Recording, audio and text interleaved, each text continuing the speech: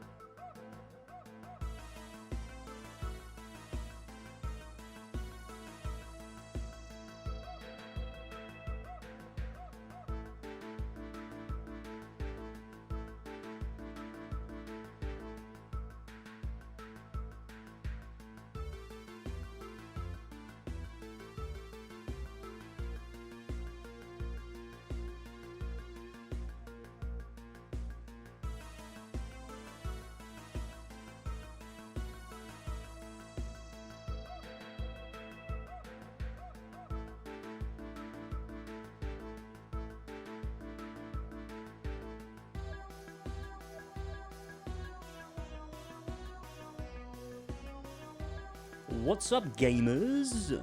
I need to do a test real quick, because I'm confused, right? I don't know quite why. Does my mic sound okay? Like, what's going on here? Because, hold on. Let me turn the music down real quick. Yeah, I'm a little confused, because I had my mic turned off, but I think it was still on, right? So I'm a bit confused what was happening. I don't know. Oh, I haven't got my camera set up. I just realized. Oh no. Sorry. My mic was on though, right? Like you could hear me typing when I started stream, right? Oh my god, shit. How do I have this set up before? I don't fucking remember. Hold on, but like, okay, I don't really know. No, that ain't good. Oops. How did I have this before?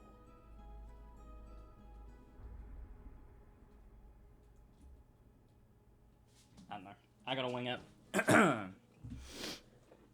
Are we talking to the void? No, the opposite. Which is what confused me so much. Hold on, I'm just getting the camera set up. Or like it's booting up, should I say? Right, hold on. Sorry about this. Camera. Oh yeah, of course I don't have the thing taken off. Okay, hold up, folks. Hang on. Fuck's sake. Fuck's sake! Hang on. I'm still ironing out the kinks of this new setup. Of like... Oh my goodness. Oh my god. It's like sitting at an angle now. Oh, this is really annoying. Hang on, sorry. I'll switch to the camera so you can just at least see me setting it up. Give me a minute. Let me just flick the lights on.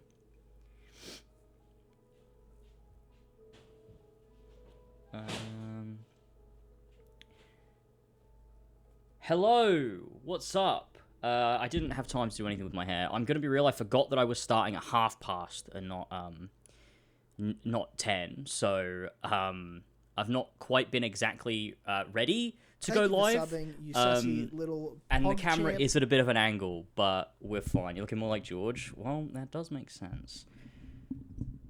we are related after all. Fuck's sake, shit. Thank you for subbing, you sassy. I'm just trying to screw that in a little little bit. champ. Sorry, everything's still a bit temperamental. Ghost of Yotei, more like Ghost of. But yeah, damn straight. I forgot. I didn't expect to see this if I got you moved. Yeah, that's true. That's pretty true. I jump scare myself when I flick it on. That's not. Hang on a minute.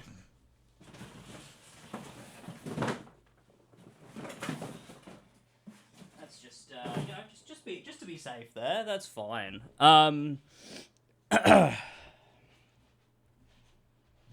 Anyway, okay. I think we're good. Hold on. Let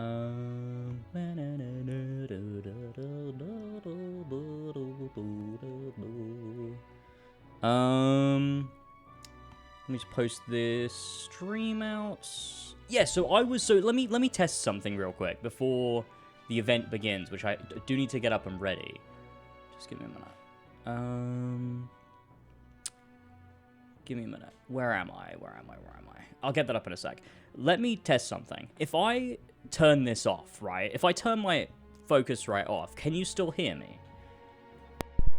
If that's off now, can you still hear me? I think you can, can't you? You can. What the fuck? This mic. Hang on. What if I flick this? Does that turn it off? Or does that just sound like different now? Like, what does that sound like? Is it what the hell? So this mic overrides my thing. I need to remember that. I did not know that until just now.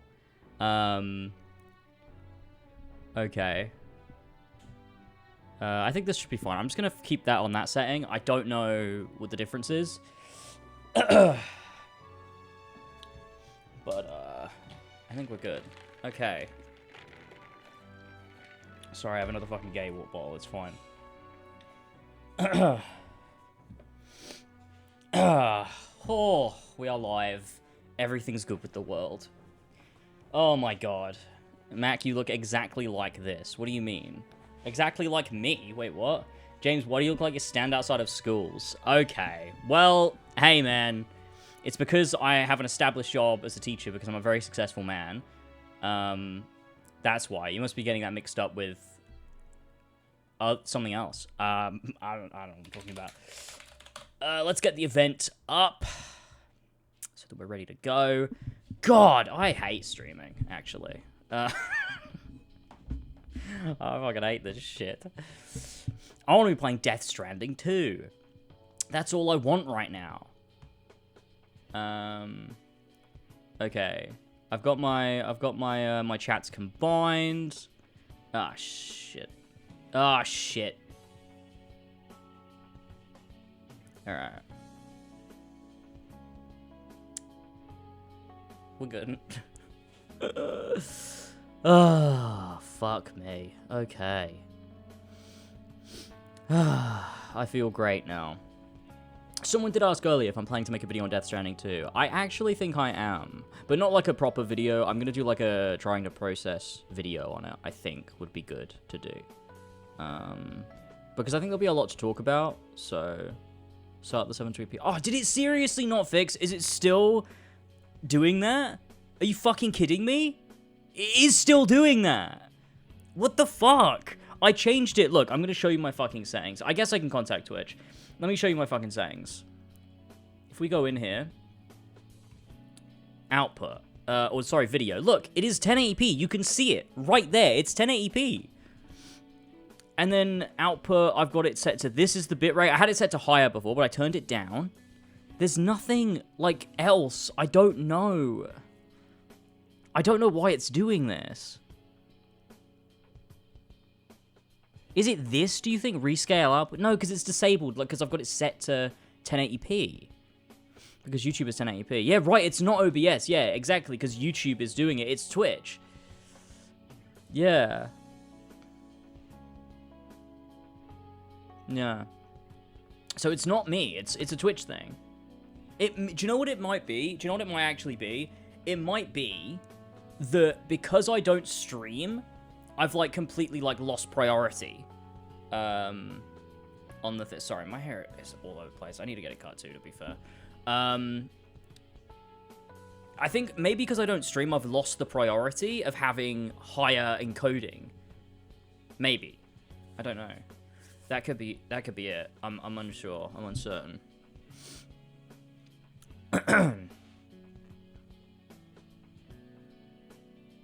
Be a Twitch Nitro thing now? Nah, I doubt it. How can you tell the difference? You could definitely tell the difference. You could have streamed once you're allowed to stream in 2K. I am allowed to stream in 2K. I haven't tested it. I was going to test it a few weeks ago when they accepted me for it. I was going to test it. And I decided not to because I couldn't be bothered.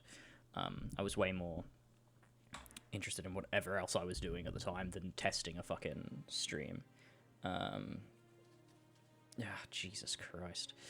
Maybe it's just your Wi-Fi, Mario. It says you're in 1080p for me. Wait, really? I keep reading this as Dark Souls. What do you mean? Oh, Death Stranding. Yeah. Ba ba ba da da ba da da. Oh, I missed Final Fantasy 14. God, that fucking feels good to hear. Oh man, I miss it, but I don't. You know, like I do miss it, but I don't miss it at the same time. Oh, thanks for the resubs, by the way, Mac, Mac JM, Blitz. Thanks so much. Appreciate that.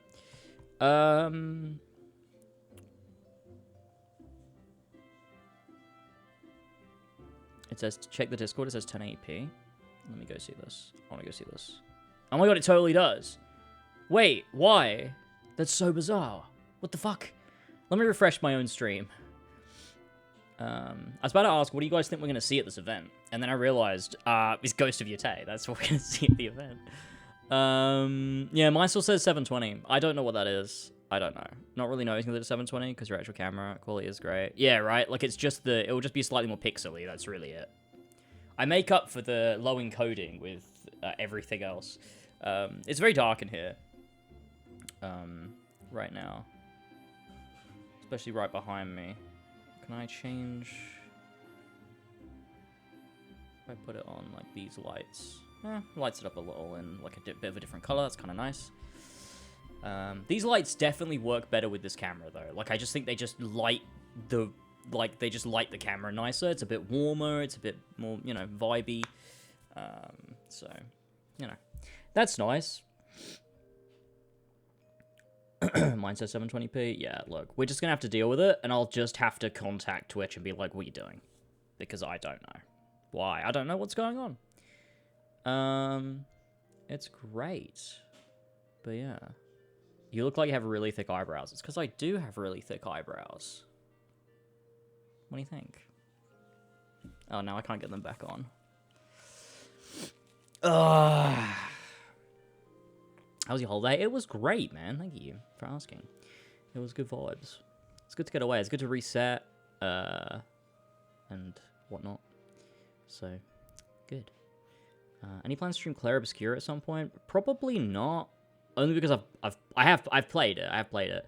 But probably won't stream. Maybe I'll do like a hard mode stream at some point. That could be fun. But I don't have any plans to. It's one of those games I can't, like, part of me, I kind of wish I'd streamed it, because I bet I would have had some really good reactions. I mean, I did have good reactions while I was playing it, but, like, I think, like, it would have been good to get those on camera, you know what I mean? Yeah, Elva's going to stream it. I'm going to make sure Elva streams it when she comes back to streaming, which should be well, I say not that long. I don't know exactly how long, but eventually, I'm gonna make sure Elva streams it, because I need to live through the game again through her. Oh my goodness, I'm still recovering from a bit of a cold, because I happened to catch a cold. It was when we were traveling. I was fine when we set out. I must have just caught the cold before we even left, because it was the day we were traveling from Prague to Florence. I woke up and I was like, I don't feel quite right. I feel a bit fucked. And by the time we landed in Florence and got to our apartment, I felt like complete shit. But I don't know. I just really hydrated. I took a shower. I got as much medication as I possibly could. And I felt really good for, like, the entire time that we were in Italy. And then as soon as we got home, it hit me like a ton of bricks. So, you know. That is how it is. Do you like Claire Obscura? Because I feel it's one of my favorite games ever. Oh, absolutely, yeah. I agree. It's definitely one of the best games I've ever played. Definitely one of the best games I've ever played, for sure. I loved it a lot. Maybe I'll talk about... Well, maybe I'll make a video. I don't know, but...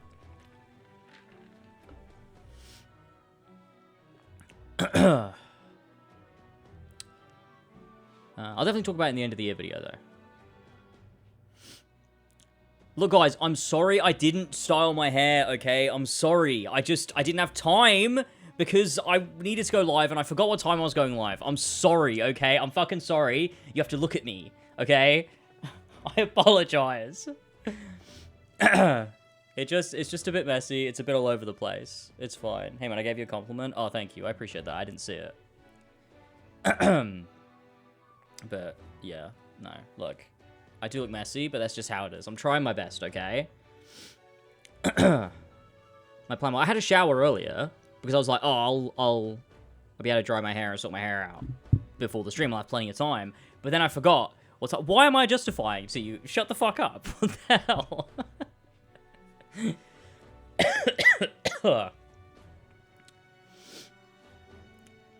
How's Sora doing? He's great. He's just going for a walk, I believe. I need to take some paracetamol. My head is starting to hurt a little. It's being in front of these lights. It's streaming. It's talking to all of you fuckheads. It's ruining my day. How long we got? Just 5 minutes. Sweet.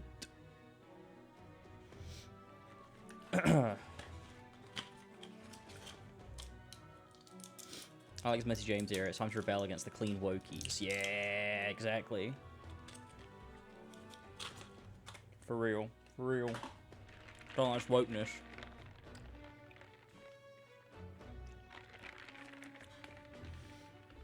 Your best is good enough. That's really nice. That's really kind of you. You've made a video on I will watch. What, Claire Obscure? Yeah. Maybe. I've been thinking about writing something for it, although I don't know exactly what it would be. I really don't know. James Asmongold here. It's not that bad. Fuck me, chat. I've been away for like over a month, and I come back, and you're all fucking shooting at me. What's going on? What's going on, guys?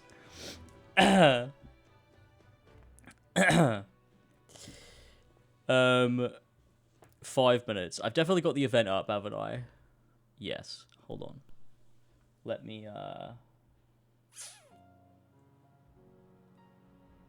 Here we are. The event is here and ready. Gonna get rid of that. I'll just, yeah, we're in a good spot right now. Perfect. Kind of hobbit ass flask is that? It's Elva's bottle. You look like Peter Parker just took his mask off. Oh my god, yeah. That's actually, yeah, that's probably pretty true. I'll be curious to see what your analysis on the story and what you think of the moral dilemma, and what do you think of the moral dilemma of the two endings. Yeah, that would be really cool to talk about.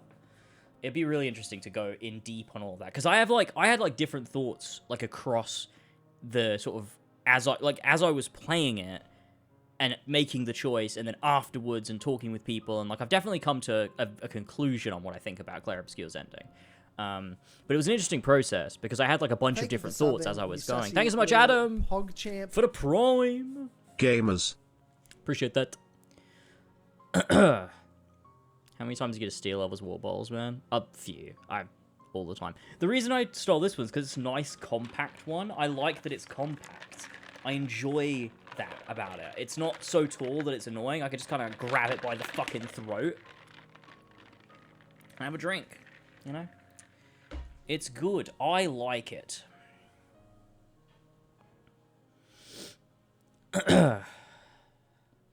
Is Elva even real? She hasn't been live in a while. That's pretty true. I don't know. I couldn't tell you if she is or is not real. I wouldn't know. That the ending is honest to God incredible. Yeah, I agree.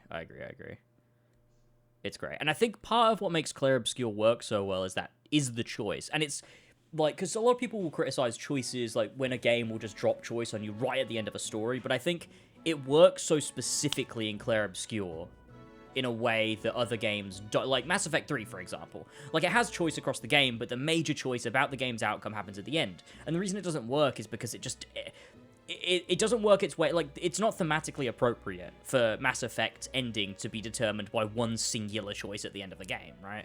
It doesn't make any sense. And it doesn't work into what it's like for Mass Effect, and it doesn't have anything to say, whereas Claire Obscure is really clever in how it employs that choice, because you're given this, across the game, you're never given a choice. Like, there's little choices in dialogue and things like that, but not like a major, like, story-altering choice. And so you get right to the end, and it's like, here's a choice. You've got to make this choice now.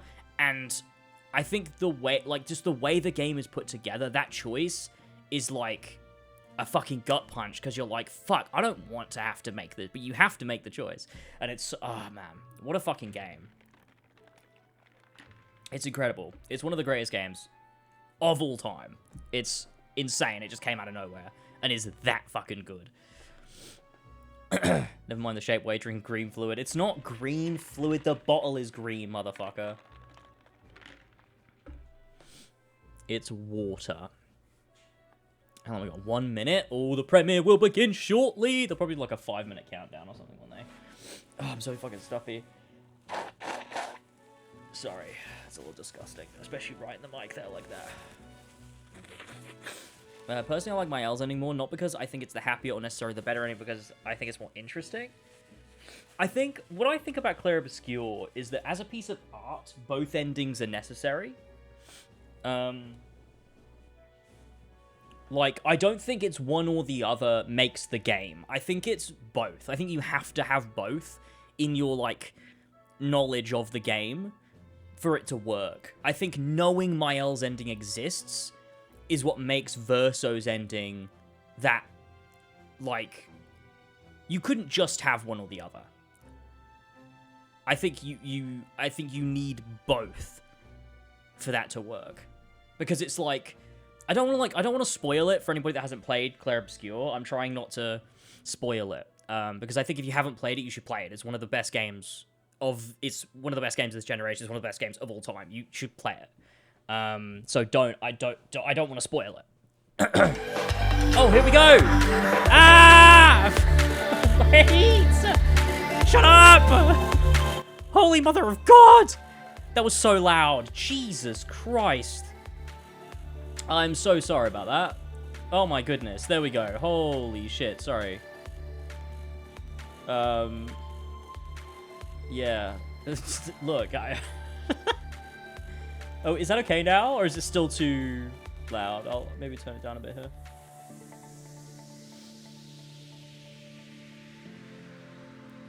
There we go.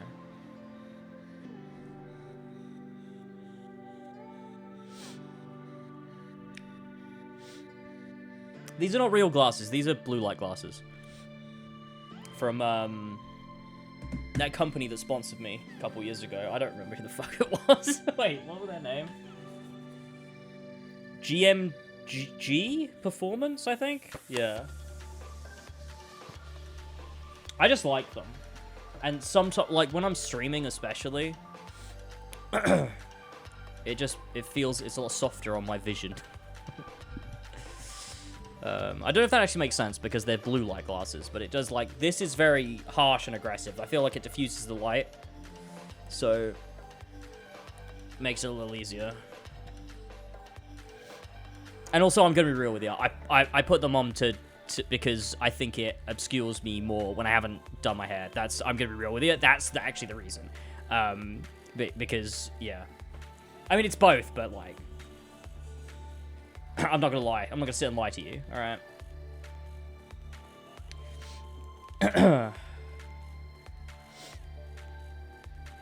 Claire obscures you. They make him look smart until he talks. I am never streaming again. I don't know why I went live. I hate all of you. I'm just gonna move my Twitch over. Hang on. So I've got it on my right monitor here.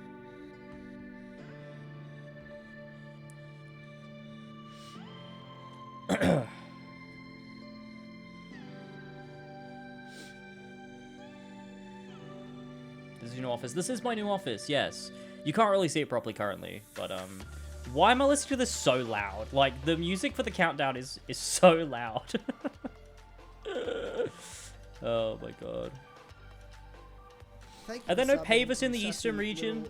PogChamp. Hello gamers. All Flatchers, thank you so much for the 18 months. We do a new office, house/office tour. I'll definitely do an office thing. I did film.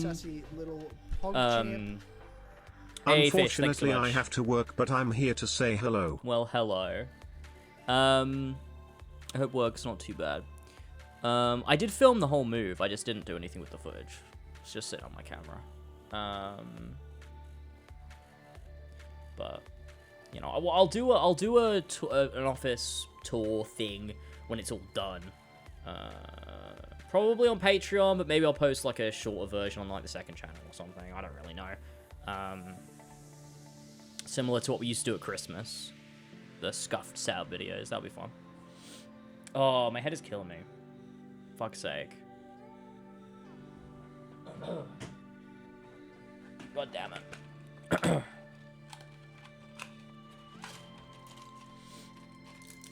I haven't seen what George looks like in ages.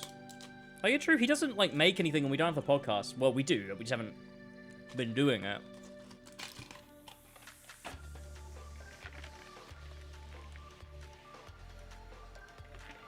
But yeah, he does post to Instagram. So, there's that. George has been working on his AC1 video for, like, 2 years. Will it ever come out? I don't know. Ghost of Yotei! How you been doing, man? Watching since Your first Black Flag playthrough? That's insane. Why did you keep watching? I'm good though. I hope you're well. Oh, jeez. His Sonic video took him so fucking long to be fair. It's so fucking long. Yeah, it's also very good. George's Sonic Frontiers video is great. I'm looking forward to his AC1 video. I think it'll be really cool. Here we go. This stream's really crisp. You can't see it because you're watching mine, but the actual PlayStation one's very crisp. It's because it's a premiere, not an actual stream. Here we go. Oh shit, I realized I've got my music playing. Sorry. Sucker Punch. Hell yeah. Let's fucking go. Hello everyone, this is Jason Connell and Nate Fox from Sucker Punch Productions. Ghost of Tsushima was an honor to be a part of. And today, Nate and I get to share more about our next game, Ghost of Yotei.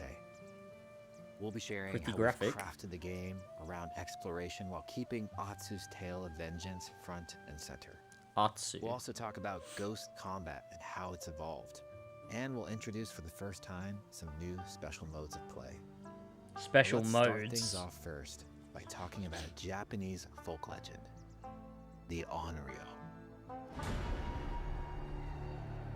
No way, it's Ghost of Yotei. I can't believe it. What the hell?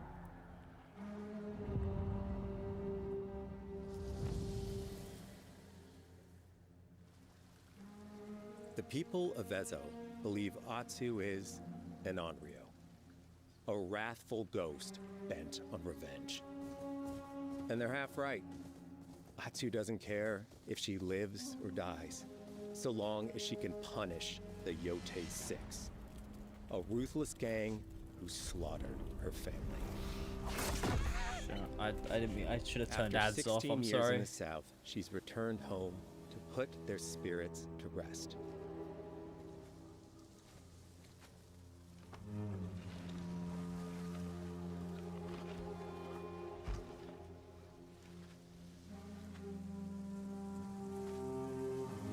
Okay, I turned them off. It's warm memories of her family that propel her forward. When Atsu returns to her childhood home, with the push of a button, you can experience those cherished times. That's cool. I feel like that's employing some of the stuff they did in Icky Island, right? With the memories. By giving you the freedom to explore Atsu's past, the wound of her loss becomes personal. It's that pain that pushes her forward. Hunting down the Yotei Six is a near impossible task. She'll face 1,000 blades.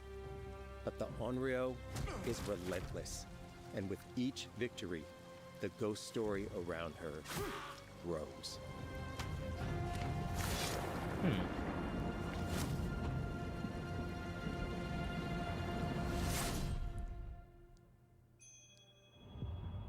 I'm so sorry for the ads. I don't know if you probably can't hear me yet. I turned them off. I should have done Ghost that of Yotei originally. I'm focuses sorry. on player freedom than any game Sucker Punch has ever made. But it's also a game that, at its heart, is inspired by so many of our favorite wandering samurai films. So let's start off by talking about exploration at the edge of Japan. We all have different playstyles, so we set out to make an open-world game that lets you drive your own experiences. Whether that's your curiosity to wander, your thirst for combat, or a deep desire to stay focused on the story. It's interesting As you with explore, there's an underlying clue system that invites you to new adventures in new areas of the game that could be Like, appealing to you. it's difficult to tell If you how much of interrogate these an events enemy, is like choosing to ask about the Oni, you could uncover a landscape scarred by fire with An more actual bold samurai-like enemies to dissection of the fight game? and abilities for Atsu. and how much is just marketing jargon Or and you stuff. ask about the Kitsune, might lead you to an area filled with snow and deception, enemies that ambush you, and new ninja-like tactics to study. Atsu draws cards for each clue to keep track of all the It looks a lot like adventures. Tsushima so The far. more you play, the more the game unfolds for you. Obviously, this is As different. she makes but progress against the Yotei Six, her legend as the Onryo visually, grows. I mean. It's her. Bounty will go up, drawing the attention of deadlier foes.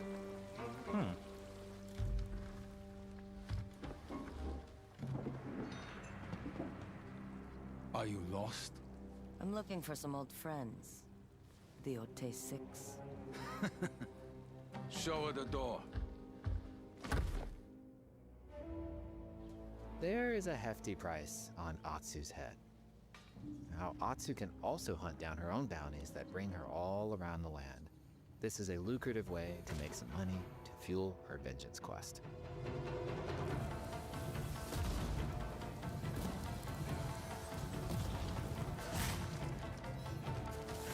Black Powder Ippei.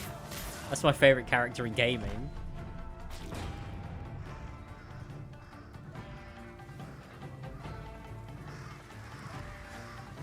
You're not off plan A, Gucci. You're here for So it has my bounties. I feel like this is kind of jumping a bit all over the place. I'm not really sure. Like I feel a little lost in this right now. I feel like it's not going in my brain. I don't know. I'm not sure why. Like, why are we learning about bounties and straight into sliding? What, like, it feels a bit like it's lacking structure, and it's like making me a bit confused. Hidden in the world are altars of reflection. Finding one inspires Atsu and unlocks a new ability to help her on the journey ahead. So these are kind of like fox shrines, right? They are Well, fun to maybe find not, on 'cause their they're own, abilities but rather for a quicker than, route, you can always buy a traveler's map from the cartographer. Oh, Ghost that's of Yotei interesting. Isn't going to rush you through anything. You can choose what motivates you most. But we think the best way to play is to simply pull out your spyglass, find something interesting on the horizon, and enjoy the ride. Let's ride. That's quite nice. It's just whether the stuff to explore is worth it, because, like, at first Ghost felt that way, and then it slowly was like, oh, this kind of is just like a dressed-up Ubisoft game, you know, after like 10 hours.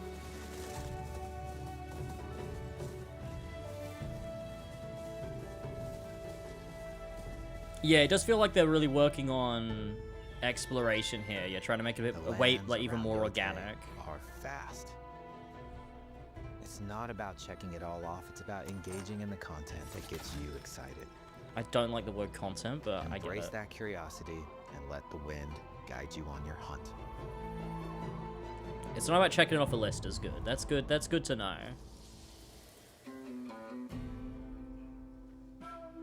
Ezo is a dangerous place. Atsu always wields a weapon. As for which, that's up to you. Will you choose a katana, spear, a surigama, odachi, or dual swords? Oh, dual Each swords, is hell yeah. uniquely effective against a particular enemy and has their own set of upgrades to discover and master. Plant psycho banners. They've really pulled the camera out sometimes, like when you're Let's when you're see how she traveling. uses these weapons in the field. It looks Searching for very leads much like on Ghost, Lord though, Psycho. which is a good thing. It's not a bad thing.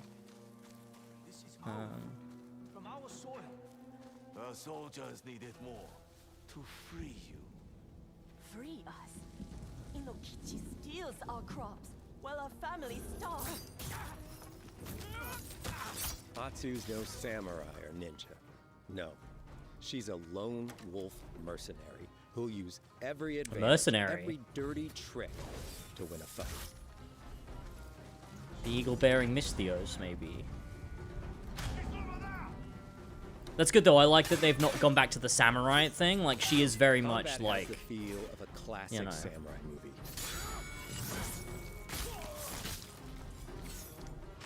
Every motion counts. It's about lethal precision. yeah, I definitely like that angle of not making her like, oh, how can we?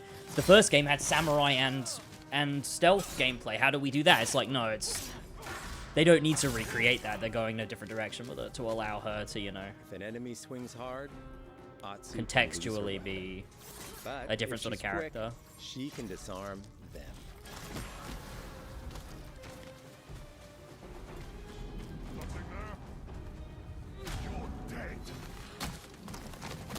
choose the right weapon for the job.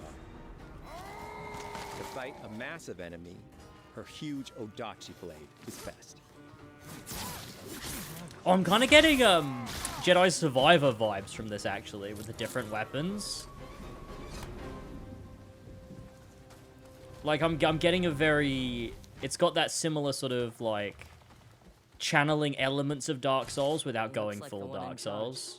You know what I mean? I don't know. We feast.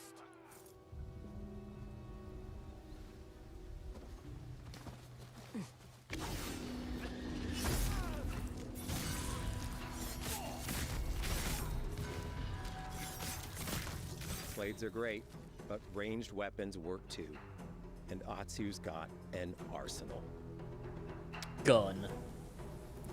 Dude, I can't wait to shoot the Yotei 6 with my gun. Bounty hunter. I wonder if you would you be able to have killed this guy in stealth? I hope so. Thrown weapons like kunai, bombs, or even blinding powder can give Atsu an edge. Like, I still hope Enemies this switch game weapons, has, you'll like, a have to narrative adapt. focus Dual on swords Atsu are best learning against spears.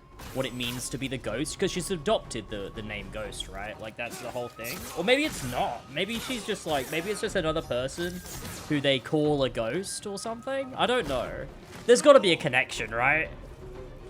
I think it'd be strange if, Tell me what you know about Saito. oh my god, interrogation. Atsu doesn't always fight alone. She'll meet several allies on her hunt, Wolves? including a mysterious wolf. Oh my god. Wait, she's the wolf-kissed. She's the wolf-kissed Mystios. Holy shit.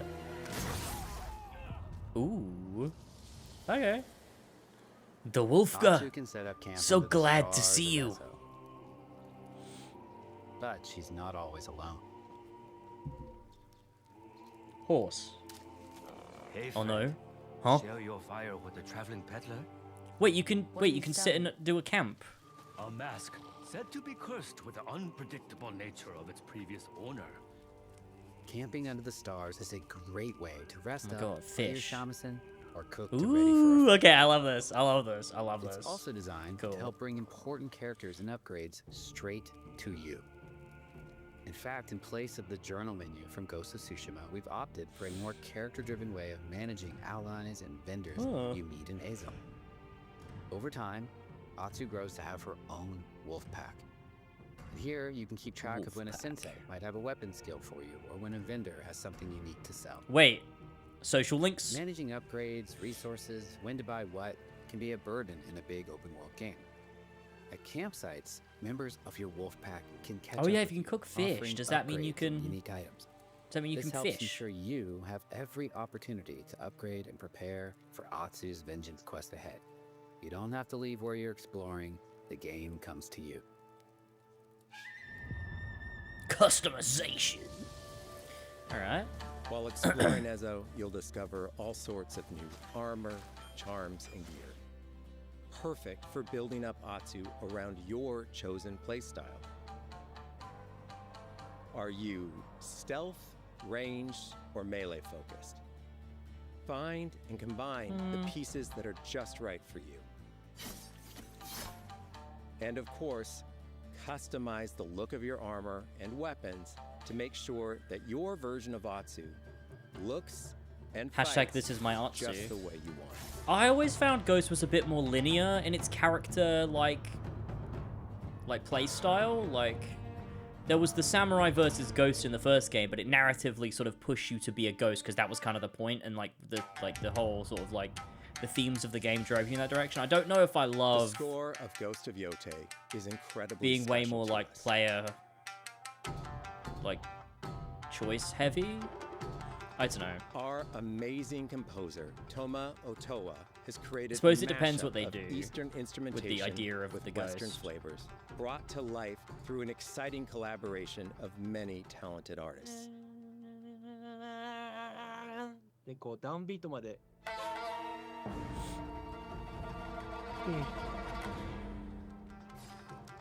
If you like what you heard, we're releasing 2 tracks featured in today's State of Play on your favorite streaming Currently service. in a conflict. No, I don't think that, but I do think like I don't know, having that much choice is like, how much can you tie the gameplay and the combat into the narrative? I guess what you would have to do is a narrative about self-expression, and about maybe what the ghost represents in this era.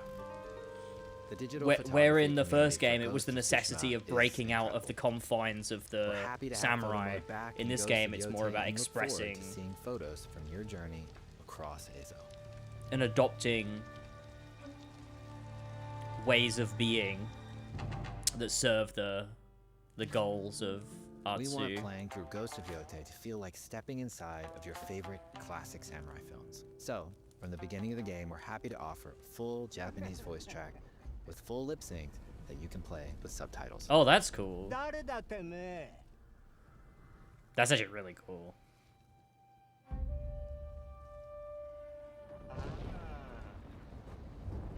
生きてたか。狼の姫。一人残らず息の根止めたと思った。また会えたな。 That's quite cool. 刀鍛冶の娘。覚えておけ。アツだ。 To take the feeling of stepping into a classic samurai cinema experience one step further, we are honored to once The again snake. partner with I know, acclaimed it director is, yeah. Akira Kurosawa's estate. We knew the that. Kurosawa It is Mode, like which like emulates AC his Origins, like classic Order of Ancients. black and white films.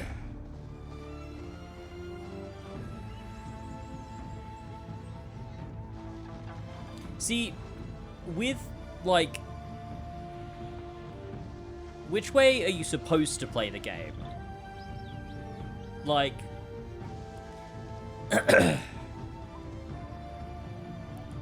like, it's very cool, but, like... Yeah, I don't know. For It's, Ghost it's, of Yotei, it's, we wanted to celebrate two other I'll talk about it influential after. directors who have had an impact on the genre as a whole.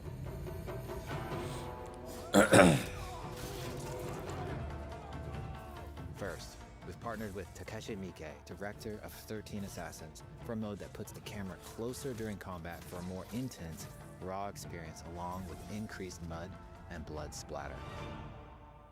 And lastly, we've partnered with the director of Samurai Champloo, Shinichiro Watanabe. Turn this mode on to listen to some original lo-fi tracks directed by Watanabe himself.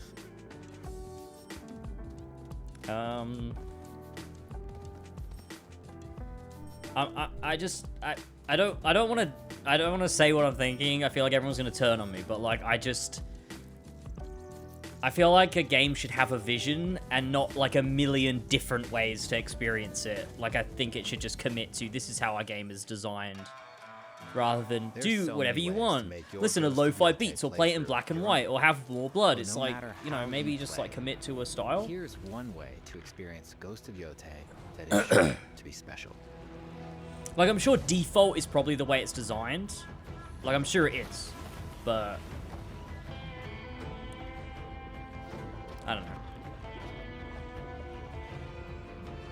I think sometimes, like, choose how you play is kind of like a gimmick to just get people to buy it. Like, I just don't think any artist is like, oh, I really want people to just play it in, like, a million different ways. That's what I want out of the things. Like, normally you have a message to convey, and, like, every part of the design is kind of, like, part of that. Today, you've got a glimpse into Atsu's hunt for the Yotei 6. Was that it? Forge your own path while discovering the secrets of Ezo.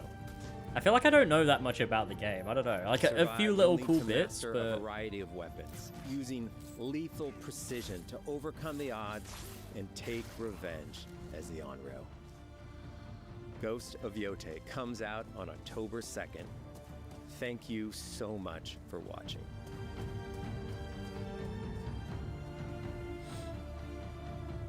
That's kind of wild. That wasn't really much of anything at all.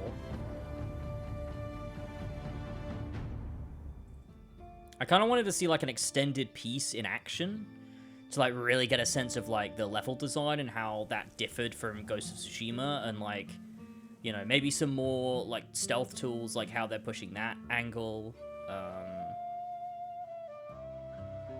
Like, maybe give us some context, like, ground us in the gameplay a bit. I don't know. That was just kind of, like...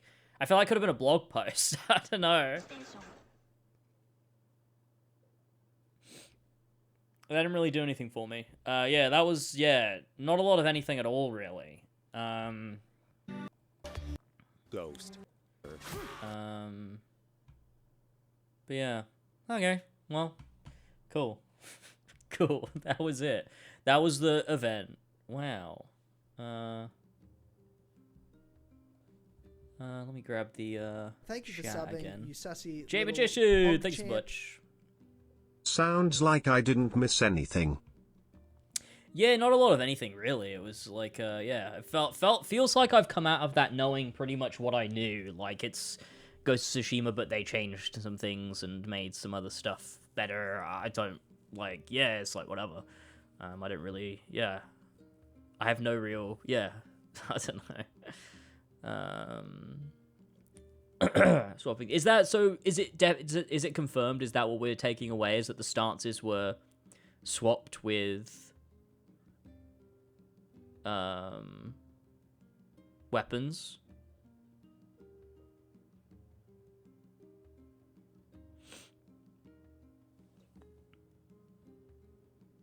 Okay, that is okay. I don't know. I think that's fine. I think it plays because I think, you know, like Ghost of Tsushima was kind of, it was very much drawing from Jin's samurai roots. So you've got those different stances to allow Jin to express the samurai part of him, but through like the free flow of like discovering this freedom from those bounds. I think giving Atsu different weapons instead is kind of like showing the way that she was raised or the way that she grew up was sort of outside of bounds. So that's fun, you know? I think that's quite fun. It depends how it plays. Like, I guess you can have multiple weapons you can switch on the fly, right? Because she started with the spear, the like heavy attack got her, the spear went out of her hand, she had sword still on her hip, and then she pulled out the big one, so it's like you can have multiple at once and switch between them. So they are basically a replacement of swords. Yeah, it's literally stances. Yeah, but it's different weapons instead, so it's contextualized differently. I like that. I like it. I think it's good. I think I need to get a grasp of the narrative because I don't know, like, exactly how they're gonna tie this player agency angle of like, because there was an element of, and like I said at the beginning, there's part of it where it's like, I can't tell how much is a real dissection of the game and how much is marketing. Because sometimes they'll say things like, you decide how you play, because they want you to buy the game, and they know saying shit like that sells. And then when you actually play the game, it's like, oh, it's actually way more curated than they made it out to be. They just made it sound more free because it's a selling point. Whereas, yeah, whereas when you play the game, it's like a bit more specific. But I just don't know anything. Like, I feel like we didn't learn anything enough to even form an opinion on the mechanics. It's like, okay, like, combat looks the same, but they've changed to the stances to be weapons. Stealth looks the same. Exploration looks a little different. The wind is still there, but now the map is sort of functions a little differently. You use your little scope thing to spot things and then go and explore. Like, that's okay. Cool. You got the campfire where things will occur, and you've got this connection with different like people across the world that you'll meet. Yeah, I don't know. Like, yeah, I don't know. There's like yeah, I don't know. It's not a lot. I didn't really get a lot of I didn't get a feel for the vision of the game. Like, I guess there's the worry that like they're making this off the back of the response to the first game, and it ends up losing focus because of that, because people wanted so many different things. Like, there's a bunch of different feedback off the back of the first game where it's like, oh, you could do this, you could do this, you could do that, and they're like, let's just do all of it, and the player can choose what they want to do. I'm worried the game might lose focus in doing that. Like, I think really a Ghost sequel needed more focus rather than less of it. Because I think one of Ghost's weakest points is when it's more loose. I think Ghost thrived when it was focused. So I just don't, yeah. Like, again, I don't know enough to even say. Because I just don't know. I was kind of disappointed in that event. The marketing, oh shit, for this game has felt so weird. At this point, it's going to feel more like a shadow drop when it releases in 3 months than a marketing game from Sony. Yeah, it is weird. But like God of War as well didn't have a crazy marketing campaign either. And then it came out and was bad. So not a great example actually to use there, I'll be honest. Not a great example. I need to turn my AC down. It's getting quite cold actually. It's, by the way, that's been a fucking godsend, is having the AC in here. Air conditioning, by the way, not the other thing. It's been great, very useful. But yeah. Did Spider-Man have crazy marketing? I don't remember Spider-Man's marketing. Did that have like an event? I don't even remember. Did Spider-Man have a state of play? Surely it had a state of play. It's Spider-Man. I don't remember. I think it did. It surely did. It did. It did have a state of play? Spider-Man 2 did. Okay. I don't remember it. Oh! Wait, it was the level. No, wait. Wait, no. I was thinking of... Wait. Am I thinking... I was thinking of the level with crocodile. Lizard. No, wait. Yeah, lizard. Yeah. See, that was a better state of play because it was a level. That was a better state of... Not a great game. Better than Ragnarok, though. Ragnarok was a real piece of shit. I don't know. But yeah.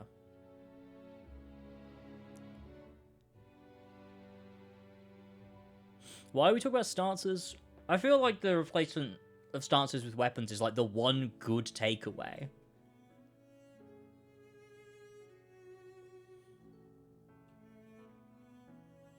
You know? Thank you, Jazz. I really appreciate it. You gonna play Wolverine? I mean, I'm sure I will play it. Like, I'm sure I will play it. I don't know. I'm not, like, excited for it. I think, you know, I don't love Insomniac after Spider-Man 2. And I think they're, you know, all they're different. Like, I think the leaks really harmed them. You know what I mean? So, I don't know. Playing on release. Yeah, look, I was about to say I am playing it, but I don't know when.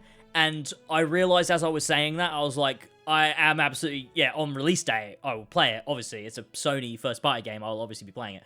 But it was more of, yeah, so I changed it to, but I'm not really looking forward to it. So, yeah. So what's this true about? God, we need to chat. We need to stop. Look, I am never streaming without doing my hair again. Okay? I'm sorry you had to look at me like this for this whole fucking stream. I'm sorry. Look, I can't do anything with it. Okay? My plan was to do... I forgot what time I was going live. I didn't have time to present myself properly. I'm sorry, okay? This must be what it's like to be a woman. This is probably what it feels like to be a woman.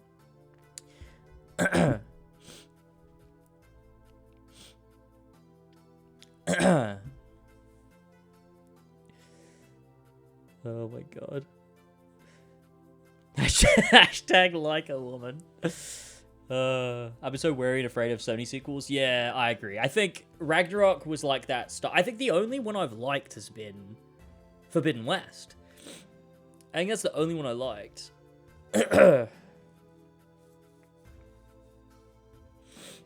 So, yeah.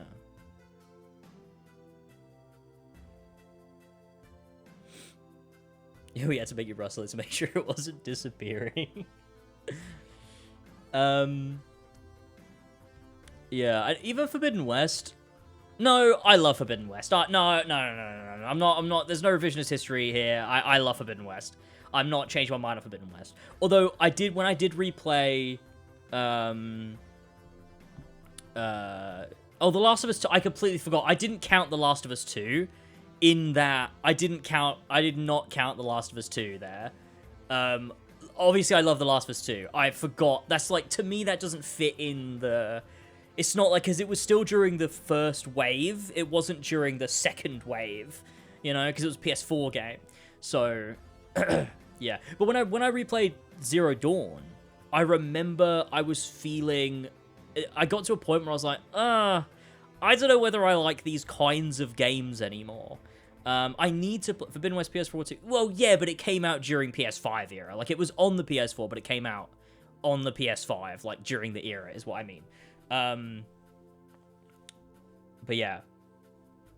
Fuck, what was I saying? Oh, yeah, I need to play Forbidden West again. Because I need to get a feel for it again. I think I would still love it.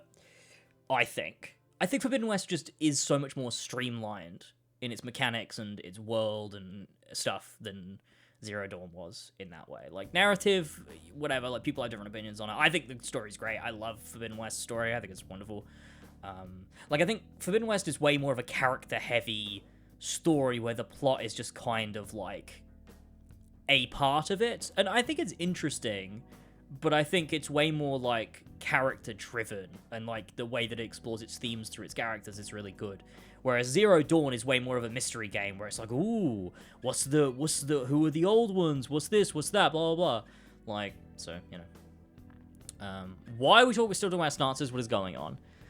If you want each weapon to have 4 stances, they'd either have to feel the exact same, or they'd have to be practically quadrupled. So we're saying, like, so the 4 different weapons... But there's 5 weapons, right? Katana, big one, spear, the mace thing, and dual wield. There's 5 weapons, so it'd have to be 4 times 5, right?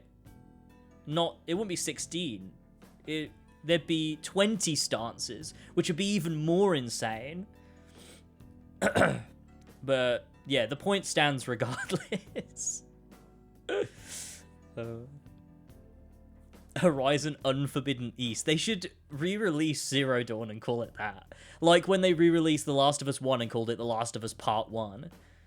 They should re-release Zero Dawn and call it The Unforbidden East. That would be good. Oh, man.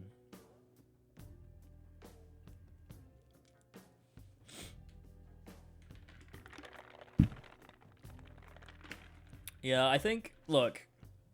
This was kind of, yeah, nothing. I think we're all in agreement. The fact that we're all talking about, not me, the rest of you, are all talking about stances, and I think that kind of proves the event was nothing, because there's no talking points. Do you remember anything else from the event? Cooking fish at a camp. You have a wolf. They didn't even show how the wolf works. They just said you have companions sometimes, and one of them is a wolf. And then they showed the wolf teaming up with you during a duel. That's, like, cool, but we still don't know how it works. Exploration things. Those are cool. Oh, you mean the cards? Is that what we're talking about? We have a wolf now, and they'll join the wolf pack. Does anyone remember wolf pack from AC3 multiplayer? Those were the good days. The wolf is one of the companions, but there's also a shot with a bear. Wait, is there really? Why is the wolf intrinsically clear on what we're doing? That's one of the things with not Horizon, with Ghost that was always weird to me. Is Ghost is like... It's real, right? Like, everything's grounded in real life. But there is this weird element where some things are not quite real life. Like, I feel like the wolf plays into that, where it's like, I don't know, like there's some parts of Ghost where it wasn't quite real history in real life. It was like a bit slightly fantasy, verging on fantasy. And the wolf is like one of those things where it's like, yeah, it's just a wolf that follows you around and, like, is one of your teammates. I don't really know what that's about.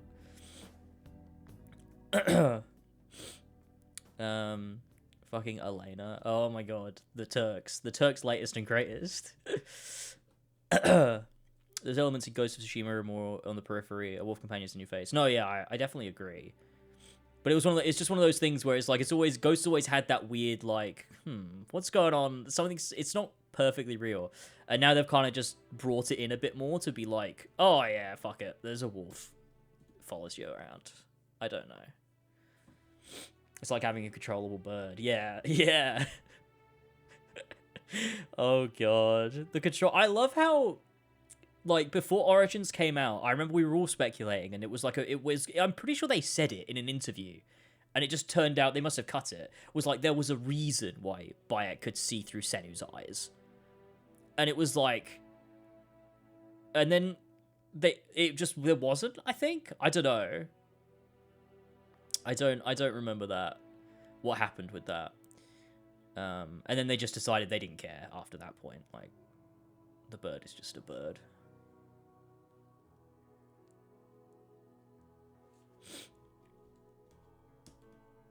Tell us more why you think L.A. Noire is a bad game. I don't think L.A. Noire is a bad game. I think it's like a good game that's like kind of a bit messy and... I don't know, it's like a good game in a bad game. I don't know, it's hard to explain. There was a reason why I could see through Sandy's eyes, but they cut it to transplant it into sequels to cover up bad game design at minimal effort. Yeah, that sounds like them. That definitely sounds about right.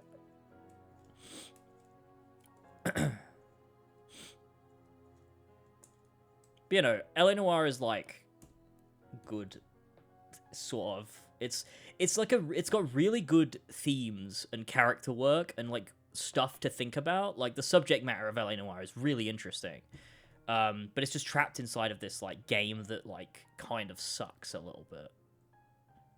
But it's one of those games that's weird because it's kind of worth playing. I think people should check it out if you haven't, because it's interesting. It gives you a lot to think about and it explores its characters really well. But everything else is kind of like, ugh. It drags on a lot, especially in the remaster, which is the version I played because I could not get the original version working on PC properly for some reason. I played the remaster on Game Pass, and they shove all of the DLC into the main game, and it's you can tell that it's the DLC.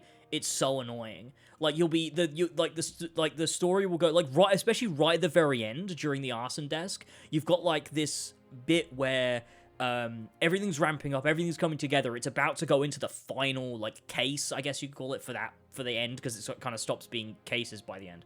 But you get to that point, and then it just throws a fucking DLC case at you, and it's like, yeah, like it's justified because it's while Jack Kelso is off doing his thing in the previous case, you are playing as Cole Phelps doing a thing. But my god, it's so annoying. And there's so many DLC cases that are thrown into the fucking Vice desk. Oh my god, it's so annoying. It's like the first half of the game is so strong. Like I think there's some parts of it that are slow and a bit weird and meandering, and like it's still kind of restricted by the game that it is. But from the beginning to like the end of Homicide, I think it's really strong. Then it just kind of fucking falls apart. Yeah, I completely agree. Yeah, exactly. Might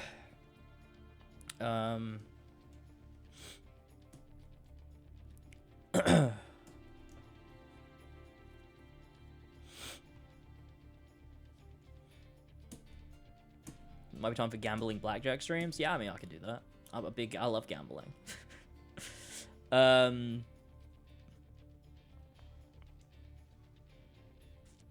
Wait, is that why the game's so strangely paced? I never knew. Oh, if you like only played the remaster. Yeah, I would imagine if you've only played the remaster, or you haven't played it in ages and then you play the remaster, it feels very weird.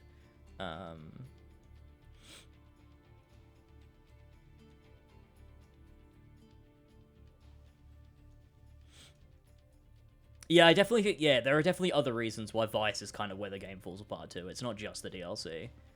It's, it reminds me of another issue, the issue I had with Kingdom Come Deliverance 2's second half, which I talk more about in that video that I haven't finished yet, but you get to a point where, like, you feel like you're climbing, and you feel like everything's kind of building, and you're getting more into, like, the like it's exploring way more of the themes and the character stuff, and like as you get kind of like through a lot more of the desks, like you kind of feel like it's building to something, and then you end up kind of like stagnate, and then you just drop off, and then it's like the game just keeps chugging along, because it's like by the time you get like without the DLC, there's not that many Vice cases, right? There's like 3, and it's like at that point, it's doing a little more, like, some more character work, because you're with the partner, you know, kind of, like, doesn't like you.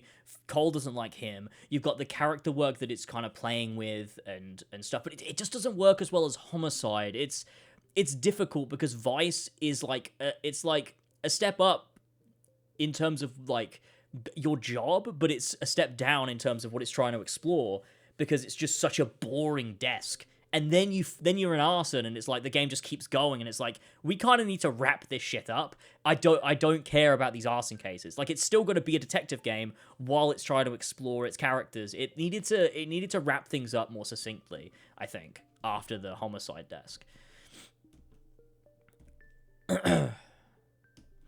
Last film you watched at the cinema? Nosferatu, I think. I haven't been to the cinema in ages. I'm gonna go try see 28 Years Later though soon. Eleanor tries to be so advanced in elaborating on its central point that the very same point the game is based around gets lost in having to take you somewhere less interesting because you got promoted. Yeah, exactly. Yeah. It's a weird structure that doesn't help its story. Like, it's so strange. But also, the game had to be a detective game for what it, like, it's so weird because all of the parts of L.A. Noire are conceived in the same plane of thinking, but for some reason they don't work together. It's a game with incredible focus, but somehow gets lost in itself at the same time. It's so weird because you often find that game stories get lost when it wants to do one thing, but the gameplay is another thing. But L.A. Noire is uncompromising, yet somehow still gets lost. It's really weird. Do you have plans to play any of the Resident Evil games? I think RE1 Remake would be a good stream. Yeah, I reckon so. I did want to. I mean, me and Alva always stream all the Resident Evils when they come out. I think it would be cool to do RE1 Remake, the original remake, at some point. But obviously, we'll also do Requiem as well when that's out. That'll be fun. So that'll be cool. Definitely will do that. RE1 was great. Yeah, I didn't watch you play because I wanted to play it. So I reckon me and I will do that at some point. West Superman and Fantastic Four. You said back in December you watched Superman after the trailer. Also, a film I highly recommend you watch is Under the Silver Lake and Lahane. Okay. I appreciate the recommendations. I can add them to my watch list on Letterboxd. I'm not going to see Fantastic Four. I don't give a shit about that. I may see Superman next week at some point, potentially. But not 100% on that. I might not. But I might. So, yeah. Illinois' biggest flaw was it didn't have enough room to account for outcomes, so it's so rooted in your discoveries and own deductions, yet there are no soft failings. You get the right answer despite the wrong formula more often than not. Yeah, that's another thing too. Like separate from the theming and the character exploration, the pacing of the story, is the gameplay itself. You get to a point where you sort of realize the formula of it and like how it's going, and you're like, I think there's a couple cases where you can fuck it up, and they're in Homicide, and those are quite fun, because you're like, there is the angle of like, you get to the end and there's like 3 different guys you can interrogate, and you've got to convict one of them and like figure out which one it is. But also, even if you fuck it up, it doesn't matter. Most of the time you can't fuck it up, and even when you can fuck it up, the game, it doesn't matter. Like, it's, other than having your score at the end, like, but who cares? I don't care about my score, because there's no, there needed to be like more connection between the cases and your progression through them. Like, I don't know. I don't really know how I would have done it differently. It's a weird game. But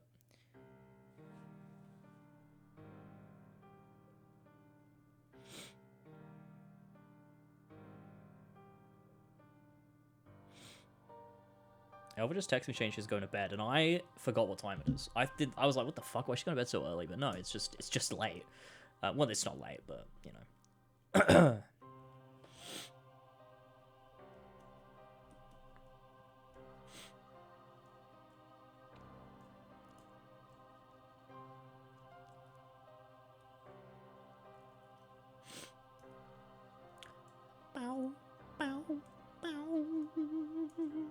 Yeah, I agree, Ethan. I definitely agree with all of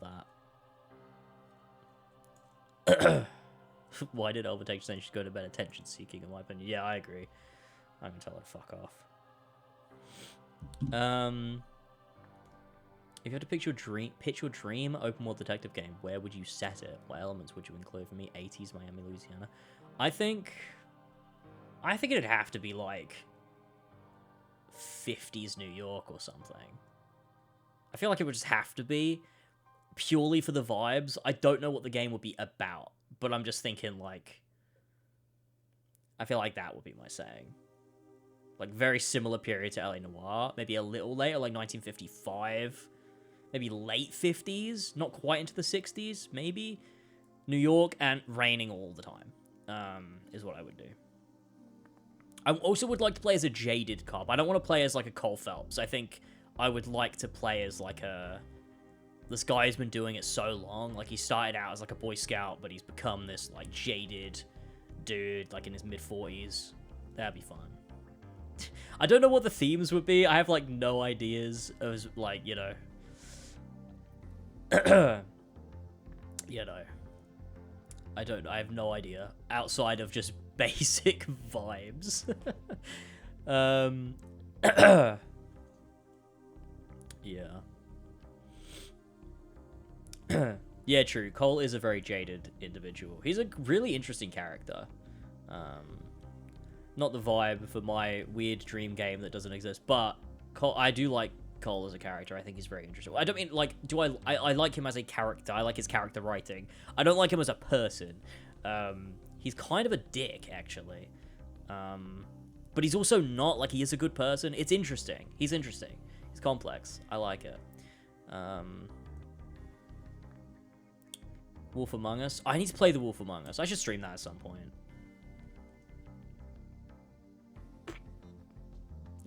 Yeah, I totally will.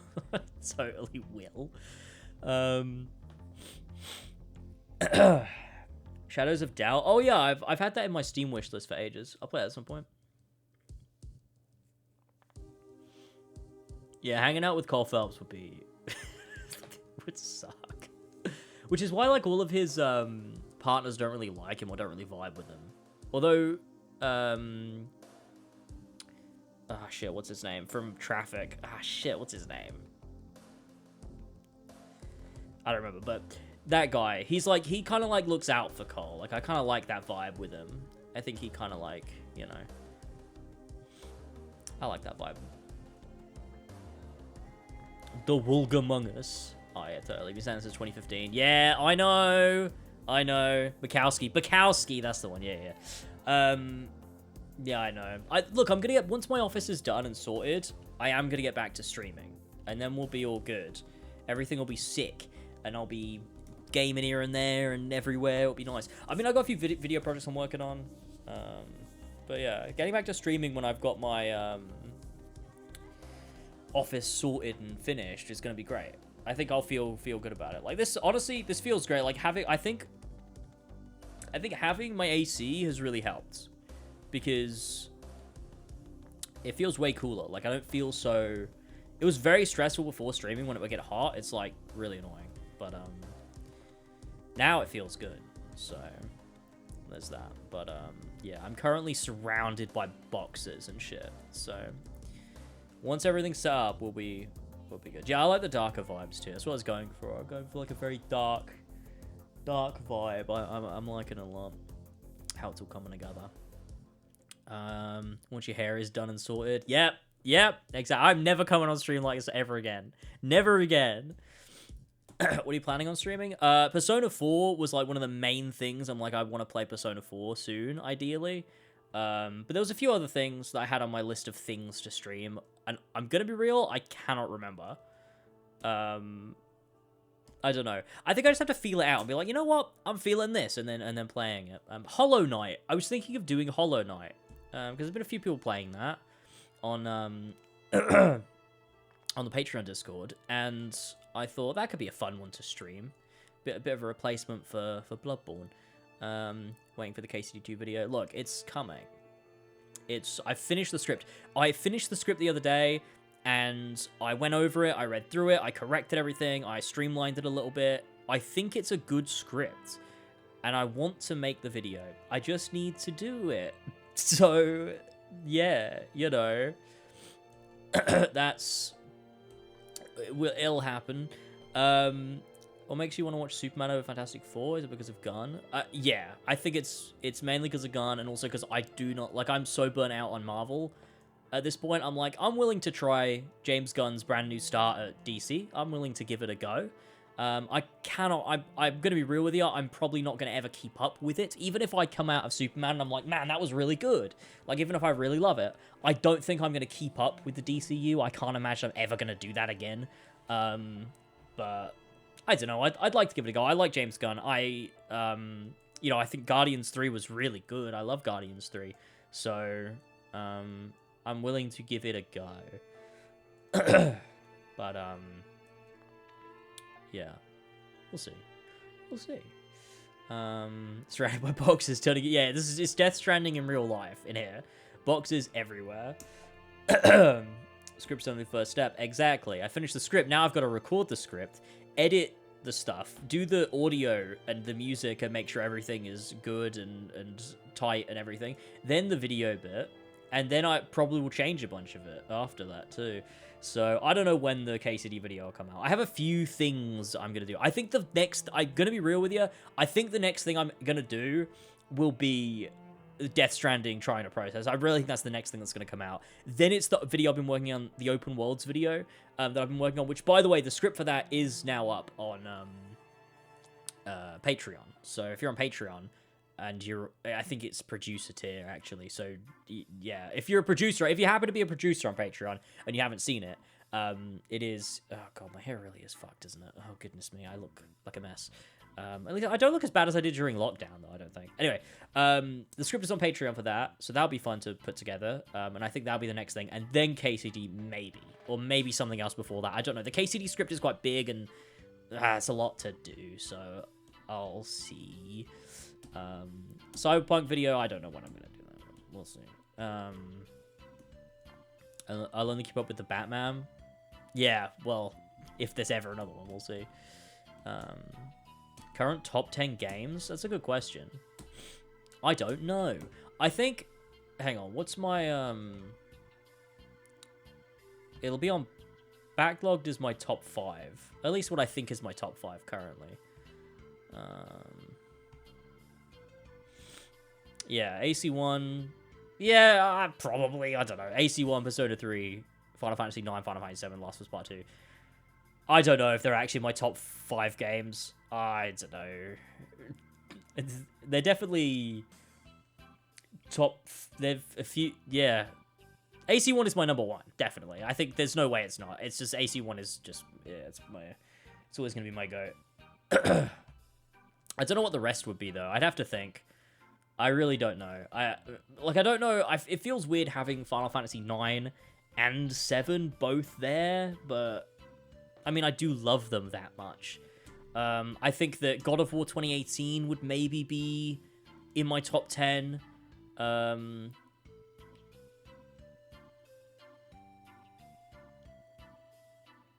Maybe Red Dead? I don't know, though. Yeah, like, I think, like, the way I interact with games is very different now to what it used to be. I think Dark Souls would probably be in there, potentially. I'm not sure. Yeah, I think, yeah, I don't know. I think, like, I love the narrative of something like Red Dead Redemption 2, but it's one of those games that's, like, not... It's very... I think it's, like, it's... I don't know, like, confined to the Rockstar, like, formula of game. And I think in being that, I find it really difficult to put it in, like, my favorite games of all time. Because, like, it's not, like... There are elements of it where I'm like, that's kind of... Like, the way that it does its world simulation is kind of incredible. And the way that it hides the... like, behind-the-scenes programming is really good, too. Because you don't get that from a lot of games. But there's still something about it that's formulaic, and still something about it that's not like super. It's not one of these games that's like crazy different. It's just incredible at what it's doing, and the narrative is like, you know, remarkable, but it's very traditional. I think I just gravitate towards very unique experiences these days. Like, Jusant was one of the greatest things I've played in recent memory. That game was just fantastic. And so I think I find it difficult to, yeah, I don't know. I'd have to really do some thinking about top games, because I don't know. Yeah, I don't know. Like, I say that, but then Final Fantasy VII, you know, one of the most mainstream games of all time, is in my top 5, so I don't know. I think there's just a lot of games I haven't played, so it makes it difficult. I need to, like, you know, Uncharted 4, nah, I don't think that'd be in my top 10. It'd be, like, I think that's the thing, right? Like, it sounds like I'm shooting it down as, like, a bad game, but I think my top 50 games would all be 10 out of 10 games. Like, I think you would only start getting to, like, 9 out of 10s when you get past the 50 mark, maybe. Like, I do think my top 50 would all be 10 out of 10 games. So that's what makes it really difficult to order, like, a list. Because I just wouldn't know. I don't know. 9 years since Uncharted 4 is mad. 9 years, that is crazy, yeah. That is crazy. The Last of Us 2, Bloodborne, Claire Obscure! Yeah, and Cyberpunk. Cyberpunk would be up there, 100%. I think Cyberpunk's fucking incredible. I love that game. Claire Obscure as well, yeah. Claire Obscure, I think, is in my top 10. I think it is. I think it has to be. Claire Obscure is remarkable, yeah. Like we were just talking about earlier. I think Claire Obscure would have to be in there. Wait, should I play Persona 3 or 5 first? I would say... for me, like, I would go 5 then 3, because I think 3 is better, so playing 5 is, like, kind of gets you into Persona, and it's a great game, and then you play 3, and you're like, oh, wow, it's even better. But 3 is maybe better for me specifically. I don't know if everyone would think 3 is better than 5. I would like to think so, but I think 5 is a lot more palatable. 3 is a bit more, like, I don't know.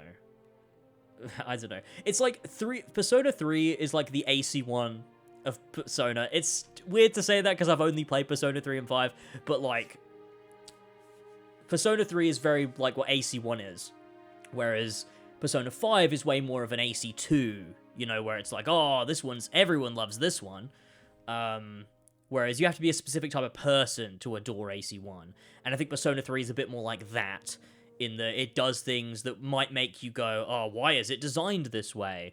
Whereas, like, it's kind of doing that to evoke a feeling, but, like, you might not pick up on that and you might just frustrate you. So, yeah, I don't know.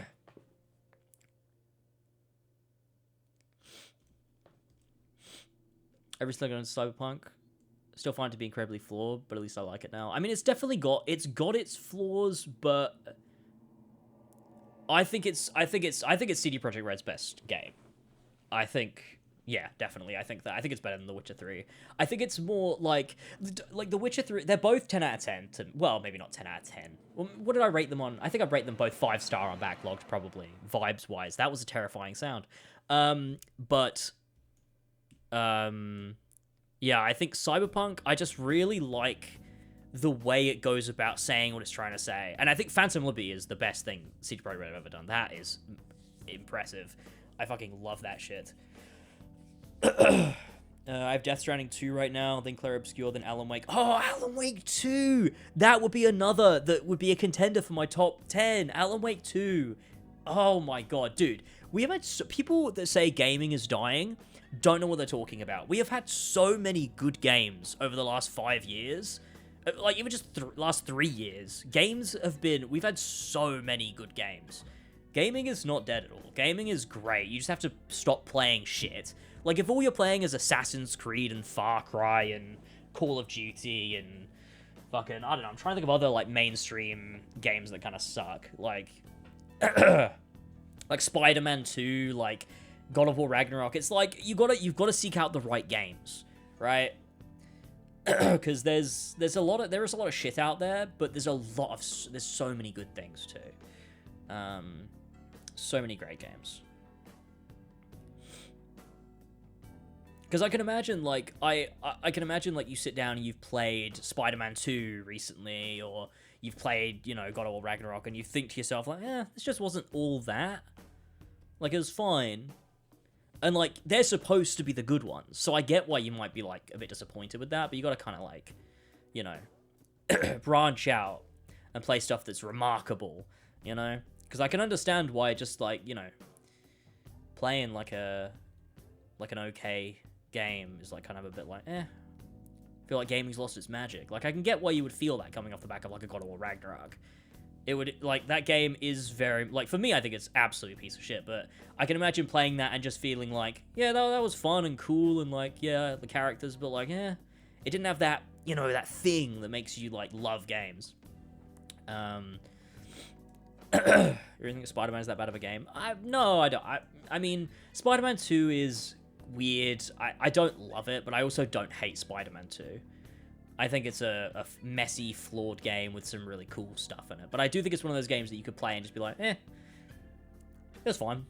I think that's probably where you might land. Recently replayed Mafia 2, a game I love it. I did too. I replayed Mafia 2 and Mafia 1 recently for a video that I'm working on. And Mafia 2 is weird. Mafia 1 and Mafia 2 both, their flaws and strengths are flipped in a weird way.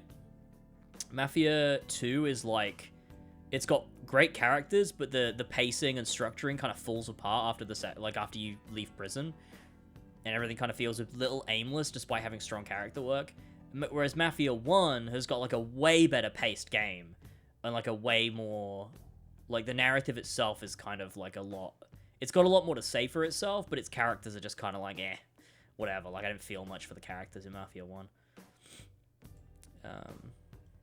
But yeah, I'm interested to see what they do with Old Country, because I think going back to that formula of, not Mafia 3, but going back to that formula of what they did before that is interesting. But I think it might struggle to feel good to play, because I think that's one of the things with Mafia 1 remake that it just doesn't feel that good to play. Mafia 3 feels better to play than Mafia 1 remake. And the gameplay of Old Country kind of looks like Mafia 1 remake, and it's like, I don't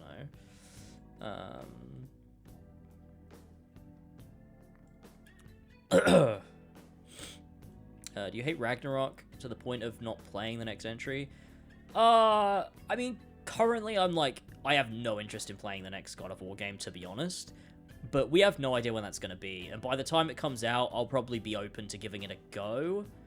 I guess I'm just worried that now I've kind of, like, become, I don't know, like, video-wise, I think it would be disappointing if I didn't make a video on it, you know? Because I made that God of War 2018 retrospective, recently hit 1 million views, which I didn't even realize that happened. And then I made the Ragnarok video that's, you know, just shy of 500k, you know? So a lot of people that are, like, involved in the discourse around God of War have seen my stuff. And so I think, like, it would be a bit disappointing maybe for me not to make a video on it.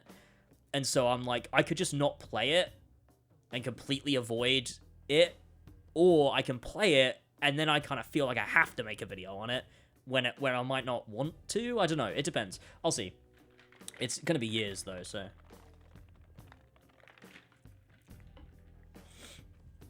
But it could be good. I don't know. There's every chance that the next God of War game could be good.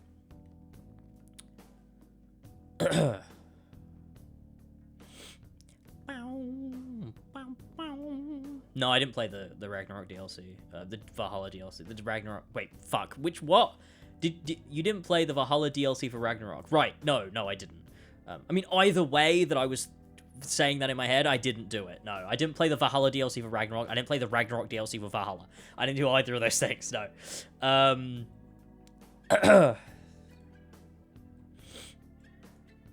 But yeah, are you doing a video on Expedition 33 anytime soon? Would love to hear your thoughts about it. I'm thinking about it. I will definitely do it. I'll definitely talk about Expedition 33 in my end of the year video, the games that made my 2025. I'll definitely talk about it there. but like a whole video on it. I don't know. I've been thinking about it. I've been like trying to write something and then it hasn't worked, and I've been like, I don't know. So maybe not. Or maybe it'll be something that will come down the line. Maybe I'll want to talk about it. Because I didn't really want to talk about Final Fantasy 16 at first, but I keep thinking about how fun it would be to revisit and make like an actual constructive analysis. Maybe I'll feel that down the line with Clair Obscur too. But like I can't stop thinking about it. That's one of the things I will say. I can't stop thinking about it. I love the game. Do you also get that stomach churn feeling when deep in making a video on a game you didn't like but others seem to love? I feel like that's the feeling that makes me do it, right? Like, so God of War Ragnarok, that video came because of that. Like, it's like this anxiety, like, deep in the, like, in my chest, where, like, I'm seeing all these is praise, and I'm like, it's, like, this is something I've been meaning to say somewhere. I don't know. But I think everyone should try and write something, whether it's a blog or whether it's for a YouTube video or something. If you're getting into the weeds of, like, constant conversations on, like, Twitter or something, or on forums or Reddit, where you're arguing with people about a thing, you should just channel that into writing something, because I got, like, Obi-Wan, Ragnarok, Odyssey, they're things that, like, they, like, wind me up, and I can't stop thinking about it, and, like, seeing the discourse, I'm like, I have to make something, because I'm pissing myself off. And I made the Ragnarok video, and I have not thought about it since, really, at all. I don't think about Ragnarok at all, but I was when I finished Ragnarok, and all I saw was praise for it online and people talking about it, it was just this, like, fire, like, under me that was like, okay, I've got to make this thing. It was the same with Obi-Wan, too. And I guess it was the same for Odyssey as well, and will be the same for Final Fantasy VII Remake, which is funny, because I loved Remake at first, but that'll be an interesting angle to come at it from. But it just gets it out of my head. Like, I could stop thinking about it. I made that Ragnarok video, and I never thought about it again. It was the same with Odyssey. Like, even when I was an AC YouTuber, Odyssey pissed me off so much. I would talk about it constantly. I made Odyssey Broke Me, and I never fucking thought about that game again.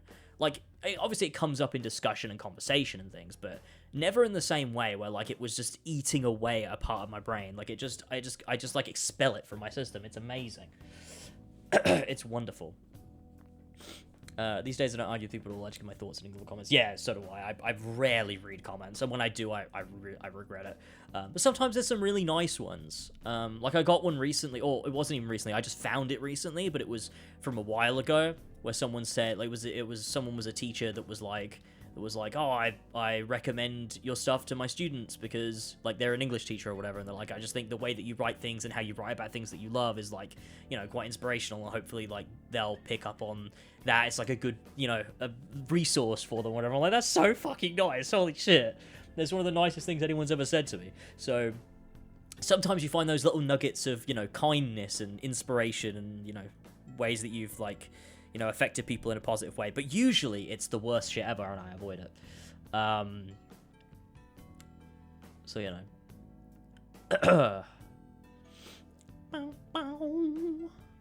My chat keeps fucking up. Do you know everyone was just waiting for a Final Fantasy IX Remake announcement after Rebirth? I don't want them to do Final Fantasy IX. No, neither do I. I mean, look, there hasn't been an announcement for Final Fantasy IX Remake. It probably, like, everyone was like, oh, if they're going to announce it, maybe it'll be on the 7th of the 7th. It wasn't. I just don't think it exists. Like, there wasn't even a teaser for it. It just doesn't exist. I don't think Final Fantasy IX Remake exists. I think maybe it was silently cancelled or something. I hope it was silently cancelled. That'd be good. Oh, man. I did with KH3. The hate was so annoying to see, because a lot of it felt like they didn't understand the story of Kingdom Hearts, or were just blinded by nostalgia. Yeah, Kingdom Hearts 3 was a really interesting one. Because I made a video on Kingdom Hearts 3. Weirdly, I always forget that I made that one. And I think my thoughts on the game are either the same or different okay, both the same and different is what I meant. Not the same or different, obviously, they are one of those two things. I think there's parts that I'm like, yeah, I think I still agree with what I said, and there's parts where I'm like, no, I think the narrative is the one part where I've I feel differently now than I did. I think I was a little bit harsher on the narrative of KH3 when it first came out. I never hated it or anything, but there were parts where I was like, I didn't really like that, or I didn't really like this, and then over time, I think I've liked it more. And I think also Dark Road had a big hand in changing how I feel about Kingdom Hearts 3. I think understanding Xehanort, I think I just understood Xehanort from a different angle than KH3 portrayed him as, and I didn't like it. That was my biggest issue, I think, with KH3, actually, was Xehanort and his end. It just did not line up with the Xehanort I had in my head. But the way that Dark Road explored Xehanort and his motivations and his origin made me go, yeah, you know what, this is actually better. I like this more. It's got more to say than just evil guy is evil. So I'm kind of glad that I feel that way now. I still have Final Fantasy 16. I would like to see a video from you on it, like a proper retrospective analysis. I would love to do one of those. I still love parts of 16. I dislike other... 16's a weird one. It's like half really good, half really bad. Maybe it's not quite half. Maybe it's more like a 60-40 split. 60 really bad, 40 really good. But, you know, did anyone else see that Domino's was wanting the Final Fantasy 9 remake on the Facebook? They keep posting about games, don't they, Domino's? I saw they posted about Assassin's Creed too. I don't know what the hell that was all about. Domino's, though, yeah, no. They're an enemy if they want Final Fantasy 9 remake.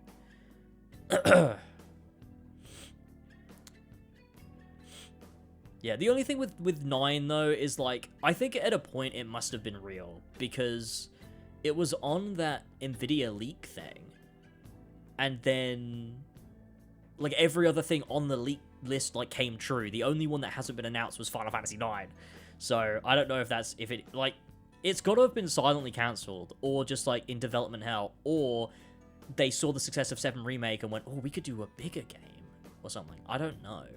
Like, I don't know why you would cancel a 9 remake. Like, maybe because you, like, suddenly got a sense of artistic integrity and realized that you should get rid of it. But I don't think that happened to Square Enix, because I don't think they have a grasp on that concept. So, you know. Dark Road made Xehanort so much better for sure. Yeah, I agree. Because, like, KH3 tried to, but, like, it didn't have much of a foundation to do it with, almost. So it was like working with nothing. And then Dark Road comes in and swoops in and, like, recontextualizes things. You're like, oh, actually, this works. Off topic, surely gonna have to watch Spider-Man 4. Mad how we've had Year of False Rumors, Punisher, isn't it? Hope it's grounded. Do you think we'll get a Spidey film that rivals Tobey's? I don't think so. But, will I watch it? Probably. I think probably. Unless the trailer comes out and, like, it looks so bad, then, like, probably not. I don't know. But if, you know, I don't know. It depends. It's, yeah. I don't know. You can check out Final Fantasy Tactics. Yeah, I think I will, actually. I've had people telling me, since I started Final Fantasy, I've had loads of people on, well, it was people in chat when I was streaming Final Fantasy through for the first time, is so many people were telling me to play Tactics. So I think it would be fun to play, at some point. Maybe on stream. I think that's the only time I'd probably really play it. It could be my reintroduction to Final Fantasy on stream. I could play Final Fantasy Tactics and then turn it into a video for its Boy. It'd be sick. And then I could finally post a video again. I still need to edit. I still need to finish editing my 16 stuff, my Persona 5 stuff, my Persona 3 stuff. Yeah, it's really stupid. I need to get all of it done at some point, but I just don't. I don't know. As much as I would love Final Fantasy 9, I think 6 Remake would be much better. I think they should stay away from it all. Stay away. Square Enix, keep your grubby mitts off of my games. Stop it. I can't deal with it. They'll fuck it all up. I can't do it. Final Fantasy 7 was the last straw. They're going down. They realized they could split into 3 parts and sell it in multiple games. Ah, that's what happened with Final Fantasy. Yeah, Final Fantasy 9. Oh my god. It's so funny. Someone was, what was it? Someone said something. What was it? Katase? I don't remember.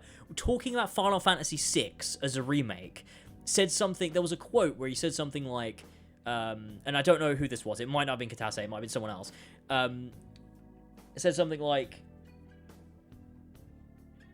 the game, like, something about the size of the game being, like, too big for one game or something. He's like, I don't know how we do it. Like, we'd have to split it up. It would become so big. It's like, do you not understand? Final Fantasy VI exists. It is a single game. It can fit into a it is one. It is currently a single game. It doesn't have to become this huge, bloated... You don't have to do that. It's unnecessary. It exists as a singular game now, you fucking idiot. It doesn't need to be this giant 3-part, 200-hour behemoth where 70% of it is mindless fluff. It could... Stop it! Stop! Why is that your go-to to when you're remaking stuff? Oh my god. See, this is why I need to make the 7 remake video, because this is all still in my head and I don't like it. I want to stop thinking about it.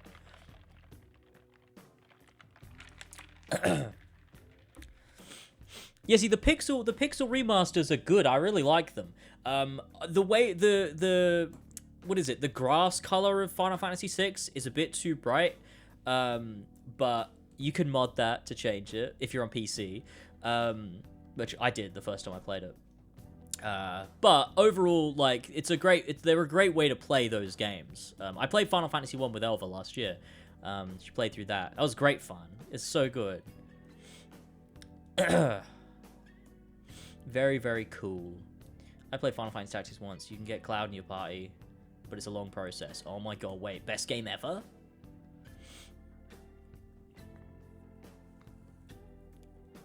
Am I sick for getting a platinum trophy for AC Unity? It probably made you sick, yeah. I'd imagine so. I'd love to see Square Enix see what Claire did, make a turn-based Final Fantasy game again. Yeah, but see, the issue with that, and a lot of people have been saying it, right? And I don't disagree, but I do, because if they only make a turn-based game because of the success of somebody else making it, it's still just as flat of a thing to do as making what Final Fantasy 16 was. Like, it is still just as meaningless, because it doesn't come from a place of artistic integrity or vision. It comes from a place of, oh, we just want to copy. They got a lot of success. We should probably copy that. And I don't think it'll work quite as well. It's quite sad to see, to be honest, that, you know, Final Fantasy, the Final Fantasies of old were a huge inspiration for Claire Obscura, among, you know, a bunch of other things. And now it's the other way around, you know? It's, there's a poetry in that, I suppose. You see these up-and-coming people looking at the games that, you know, inspired them to make their own art, and now those people in charge of the IPs that once inspired are now struggling to figure out what to do. What's your opinion on the MCU Spider-Man films now years later? Homecoming is the best in my opinion. It was my first MCU film in the cinema. That's crazy. Far From Home is very bad. No Way Home is fun, but messy and overrated. I'd have to watch them again. I haven't seen them in so long. I really don't know. Yeah, I don't know. I think I genuinely stand by what they were doing was probably right for what they were trying to be, which was Spider-Man within the MCU. So, like, you never could do a Tobey Maguire film, because that would feel bizarre, because there was always supposed to be Spider-Man, but he's part of the MCU. And I think doing it the way they did it worked, especially because of the way that he was introduced. I think it always made sense. But I also understand the criticism when people want more of the traditional Spider-Man elements. I think I would have to, yeah, I don't know. I don't know. I'd have to watch them again. I think they could maybe contain all the story in 6 and 9 in one game if they don't change anything. Oh, you think so, do you? Do you think so? I know so, because they did it! They already did it! The games are one game! They could have done it with 7, but they didn't. But I also think they're probably not going to split 9 remake into a million games. But yeah. Am I thinking of making a video on Clair Obscura? I am thinking about it. I'm looking forward to Final Fantasy VII videos when we get around to making them. I am too. Well, they're going to destroy my life, but I'm looking forward to it as well. I think it's going to be very fun. It's going to be very fun. I'm going to need all of the... I have to go through all the interviews, and I'm going to have to go right back to 1997 and do some real crazy fucking research. It's going to be crazy. I'm going to be like a little fucking rat scurrying around in the dirt, looking for random innocuous things that Tetsuya Nomura said in 1999 or something. When is it a lack of artistic integrity and when is it inspiration? I think it's inspiration if... I mean, Clair Obscura is obviously inspiration because they were inspired by games they loved and then they just made it. I think... Like, I mean, it's obviously difficult to say because the next director of Final Fantasy, like Final Fantasy 17, might look at Clair Obscura and go, wow, what a great game. I would love to take Final Fantasy back to its roots because I am passionate for it too. But I think it would probably more be like the company at large, like the people who mandate these decisions on top, which is what always happens with major companies, is they would just look at the success and go, do that, make that game. We want one like that. We want success like that. Make a turn-based game. But I also don't think they will. Like, I don't think they will make a turn-based game. I'm expecting them to stick to their guns with Final Fantasy 17, to be honest. And just develop upon what 16 did. But who really knows? Don't follow Jabberjees. How many games do they split 7 into? Well, currently 2, but there's another one coming. So 3, it's supposed to be 3. And it will be 3. Final Fantasy VII Remake Part 3 will be the final part of Final Fantasy VII. But then you've got to remember, that doesn't mean it's going to be over. Because they absolutely can capitalize on everything else. Like, I think they're going to do spin-offs. I think after 7 Remake Part 3 is done, I cannot imagine Square Enix lets Final Fantasy VII go. Like, yeah, they've stretched it out for 10 years or whatever now with Final Fantasy VII Remake and Rebirth and Part 3. But I do think they're gonna... I just cannot imagine Square Enix letting it die. I think maybe they'll do Advent Children, but again, or maybe they'll follow up on the end of... Because Dirge of Cerberus ended with the cliffhanger of Genesis coming back to life, or whatever, and whatever, you know... Oh, wait, no, was that Crisis Core? No, that was Dirge of Cerberus. Yeah, Genesis coming back to life. And, like, he came and, like, got Vice or whatever. So, that was clearly a setup. And, like, that's the thing. That's the thing, right? With Final Fantasy VII Remake, the remake project, it is just a vehicle for their compilation bullshit. That's what it is. It's packaged like Final Fantasy VII so that people go, oh, it's Final Fantasy VII. But it's not, is it? It's not Final Fantasy VII, because Final Fantasy VII is Final Fantasy VII. I can't believe I'm talking about this again. I turn on the fucking camera and I just start talking about Final Fantasy VII like a mad person. But that's the thing. Like, it is just a vehicle for them to do more compilation bullshit that has been altering what Final Fantasy VII is since the early 2000s. Like, Final Fantasy VII has not been pure since the 90s. It's been, like, 2003 is where we saw it shift, and it's been shifting ever since. This is not some return to form. The remake project is just more compilation games, but it just looks more like Final Fantasy VII, because it's the story of Final Fantasy VII. It's just with a bunch of compilation bollocks thrown in on top. And it's very bad. Very, very bad. So there you go.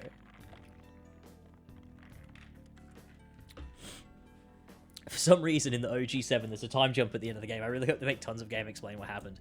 Dude, they should. They should fill in the big 500-year time jump. We should just get games explaining what happened to Earth. I think that ambiguous endings are bad. I think we're, like, having this ambiguous and symbolic ending, bookending our narrative, I think that's bad, and I think we should fill it all in with stuff and lore.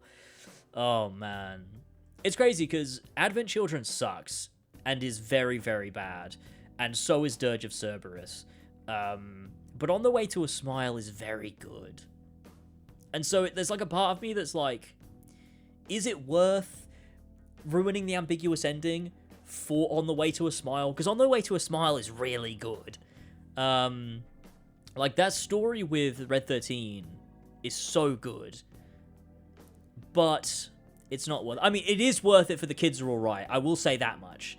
The Kids Are Alright was definitely worth Advent Children happening and ruining the ambiguous ending, because The Kids Are Alright, one of the greatest stories of all time. If we don't get Evan Townsend in part 3, I'm gonna flip out, I'm telling you, alright? It was a small thing, but the fact that a small team managed to include New Game Plus and Declare Obscure day one, and we have bigger studios that can't have something simple, like, I don't know, a game that works.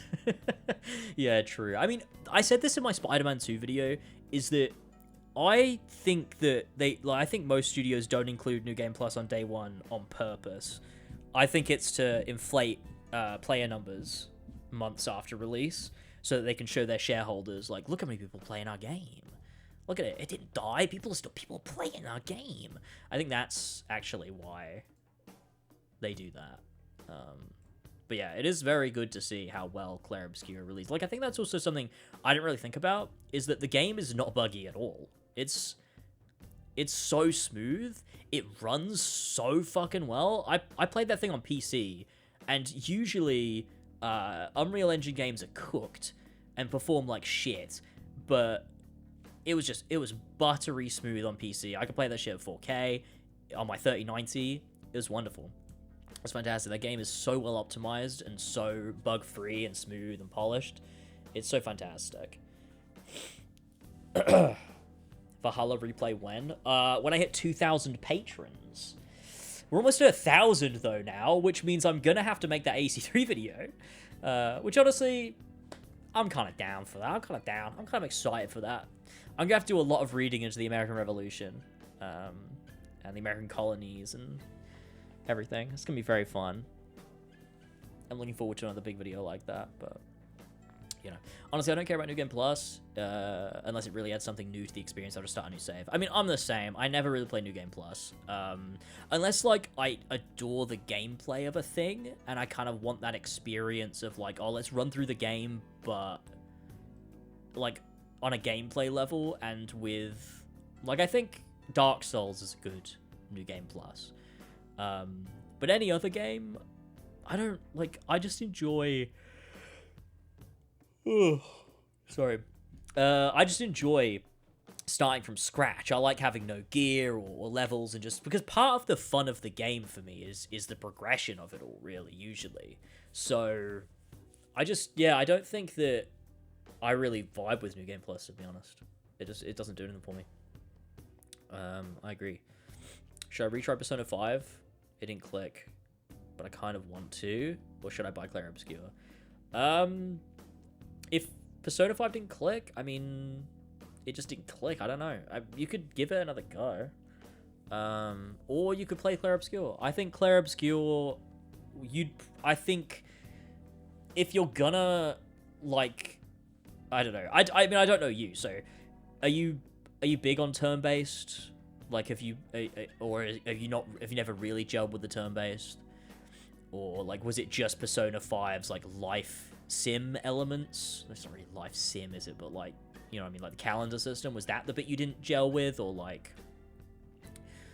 Well, I just think if you're not into those kinds of games, Claire Obscure is definitely a better one to go for, I think. And Metaphor, I think, as well, is, like... I think if you're not into turn-based or JRPGs in general, I think Claire Obscure is a great starting game, because I think it will get you into that style of game through kind of like a means and a structure and like a style that you will be acclimatized to, and I think it'll work, and then maybe you'll be able to go back and play other JRPGs.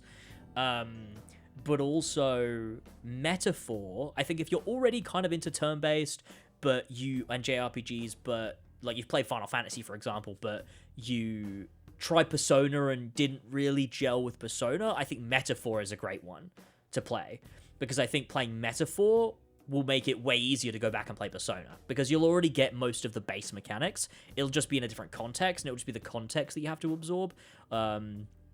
Whereas I think that the world building and atmosphere and tone of Metaphor is a lot more like newcomer friendly than Persona might be, while containing a lot of the same mechanics.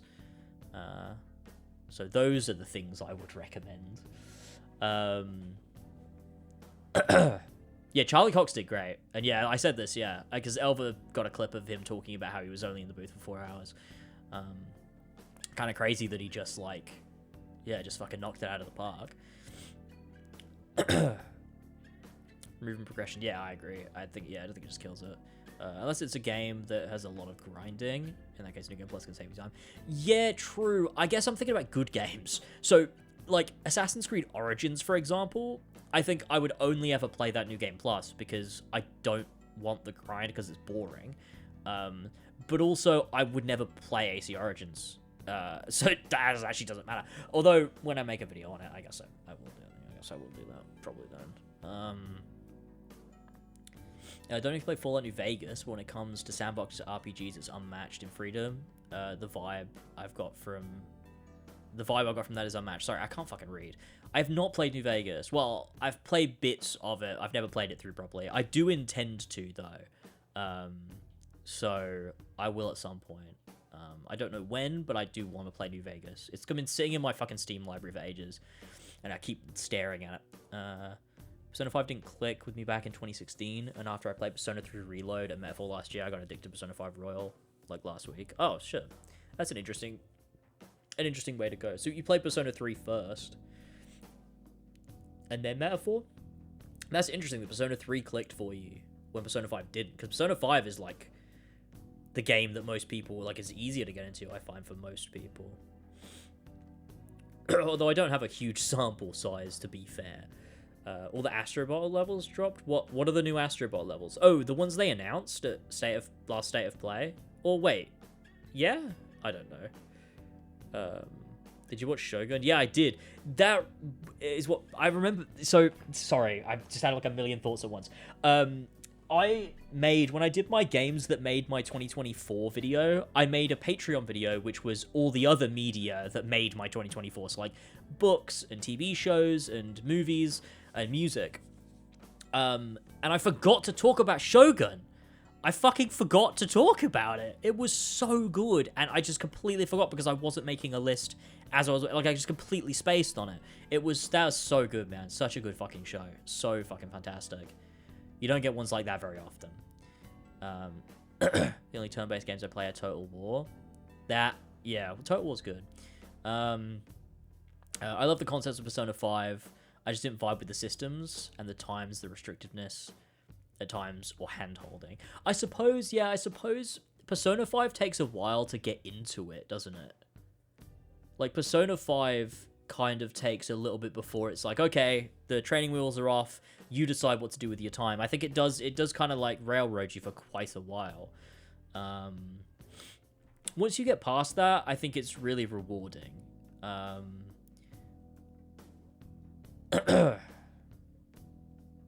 But I think Persona 3 gets into its shit a lot quicker. Like, I think you get into the day-to-day of it way quicker than Persona 5.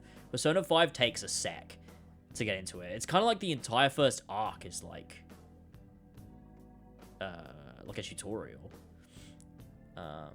At least until, like, you leave the first palace for the first time. I don't know how much you played, though. Yeah, Shogun was great. Really, really good.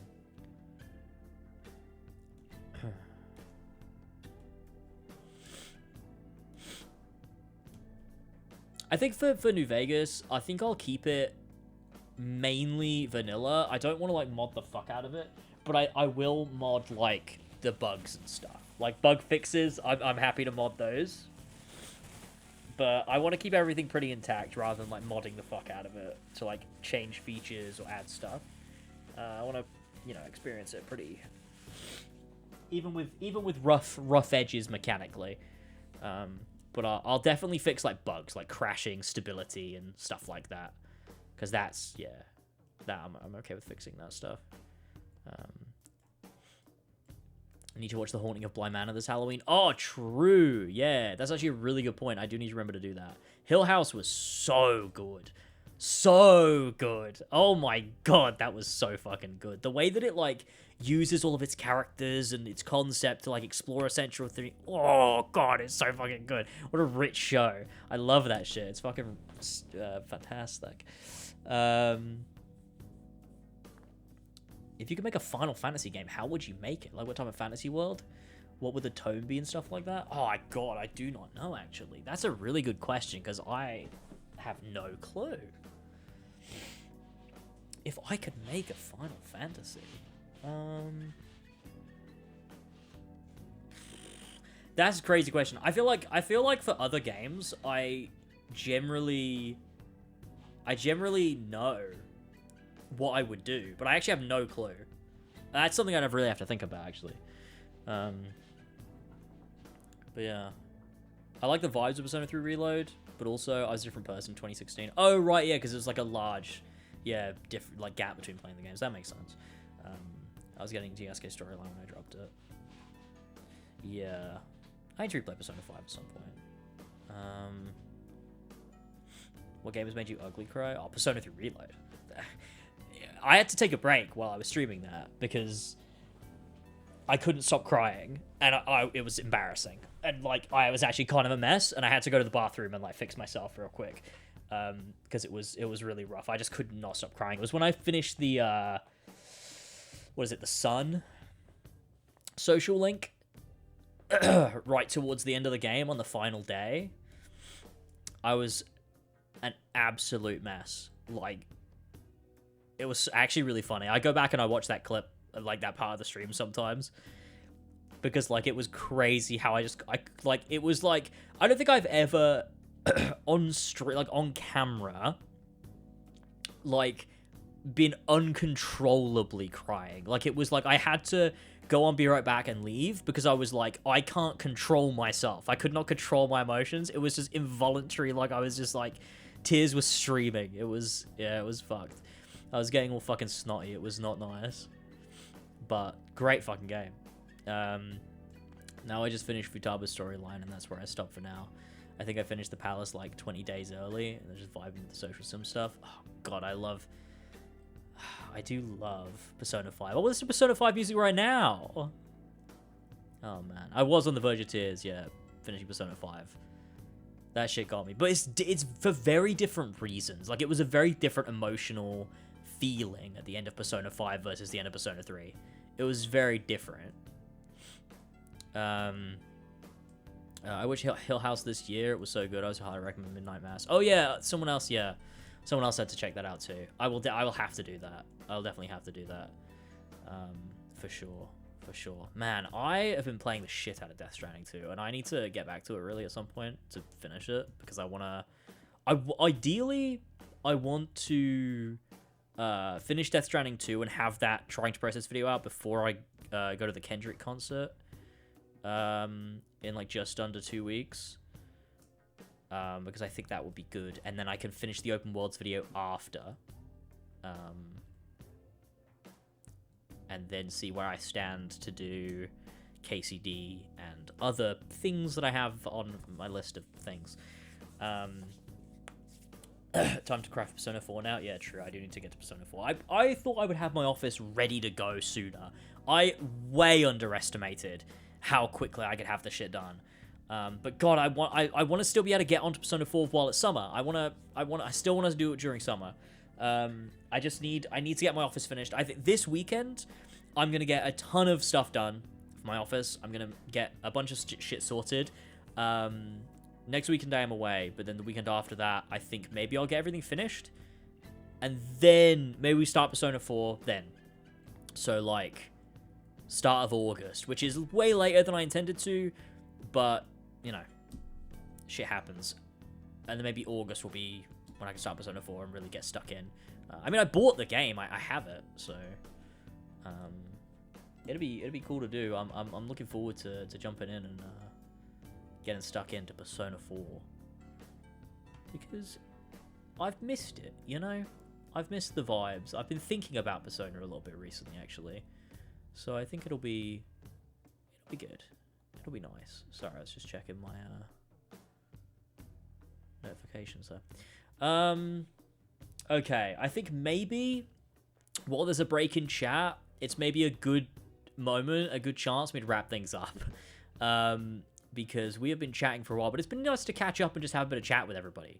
Have a bit of a talk. Because I've not been live in a while. And the last time I did it was the first part of a series I didn't continue because I realized that I was in over my head.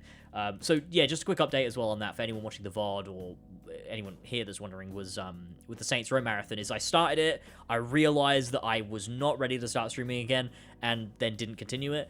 I would like to do a Saints Row Marathon at some point, like actually do one properly, but I don't know when. I don't know when that will be.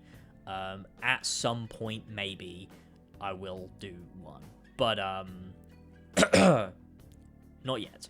So that's that. But I do plan to come back to streaming and do some bits and bobs as soon as my office is done. So Persona 4 will be the comeback, I think. Persona 4 Golden will be the comeback stream. And it'll be cool. I can't lie, James. Why? What's stopping you?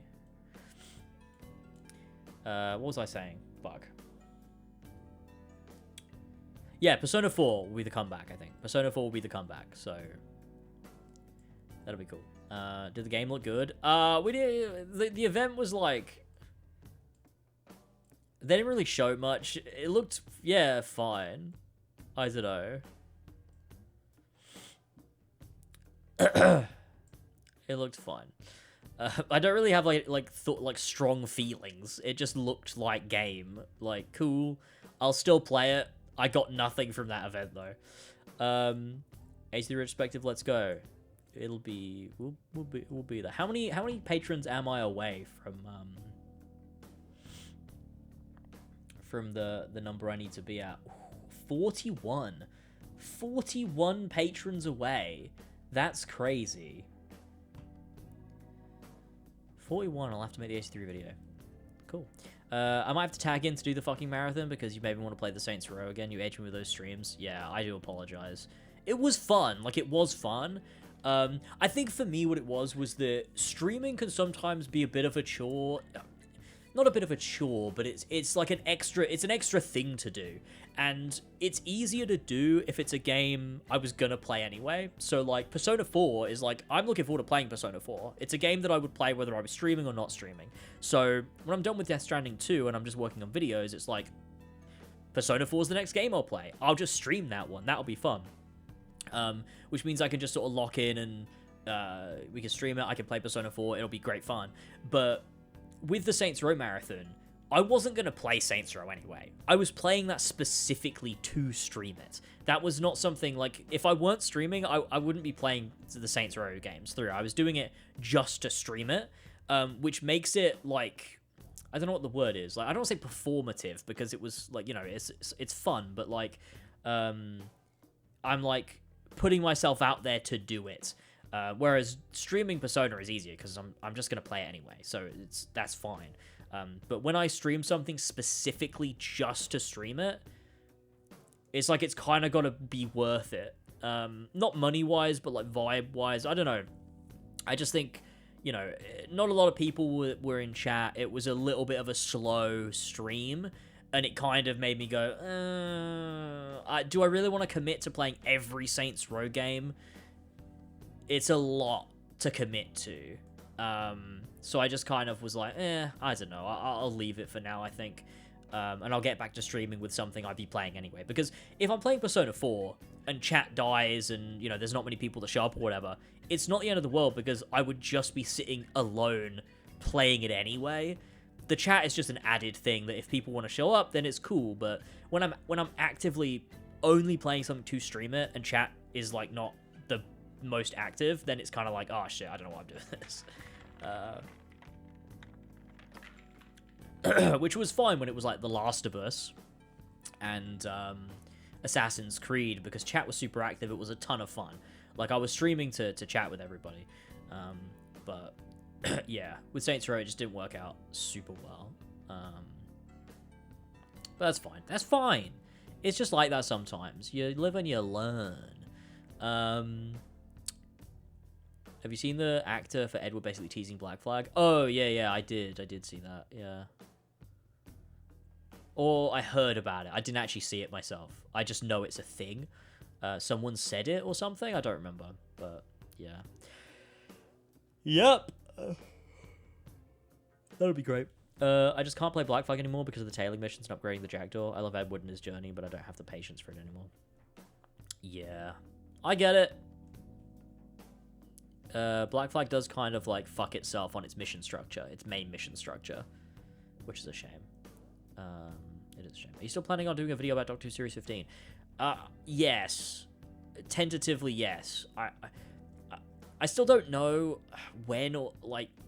I think I have more time with it, with this time. Because last time, it was like, I have 12 months. Not even, like, I have more like 10 months to get this thing out before it becomes irrelevant. Because the next series will be out. Whereas now I have more time because Doctor Who's kind of dead. It doesn't look like it's getting renewed anytime soon. So, I think I have more time to just let it simmer a bit and then rewatch it and build up to it. But I think I want to. I do think I still want to. It'll just be like figuring it out, feeling it out, and getting something written. I want it to be less in-depth than the first one. Hopefully. Like, I think... Yeah, I think I want it to be a shorter video. I don't know if it will be, but I'd like it to be, because I don't want to cover all of the same things. I want it to kind of be like an extension of the first video. I need to make my comeback. Yeah, you definitely do need to make your comeback. I need those Dark Souls 3. You didn't play Dark Souls 3, did you? No, you didn't play. You didn't start Dark Souls 3 yet.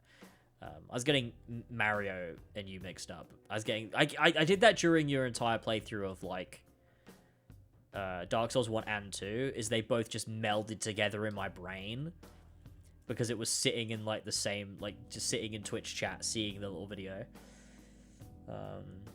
It's a nice game. The problem is Ollie's on Aussie time. Yeah, true. But so are you most of the time. Like every time you stream, you're like usually stream late, whereas I stream like really early. I stream at a time when Ollie is just not around because he's asleep. Whereas you start streaming at like 9, so like really Ollie can make it.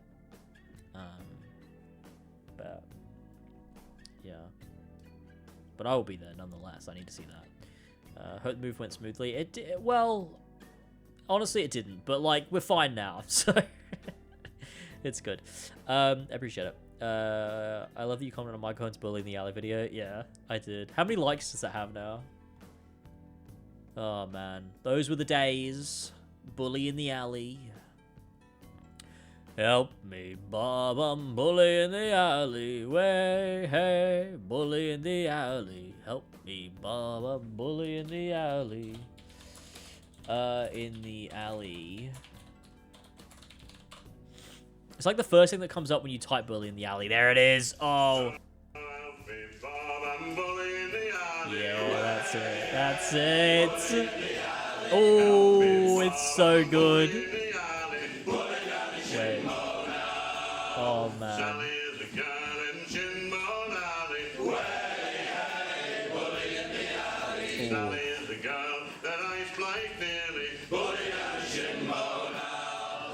It's... This specific rendition is the best version of this song of all time.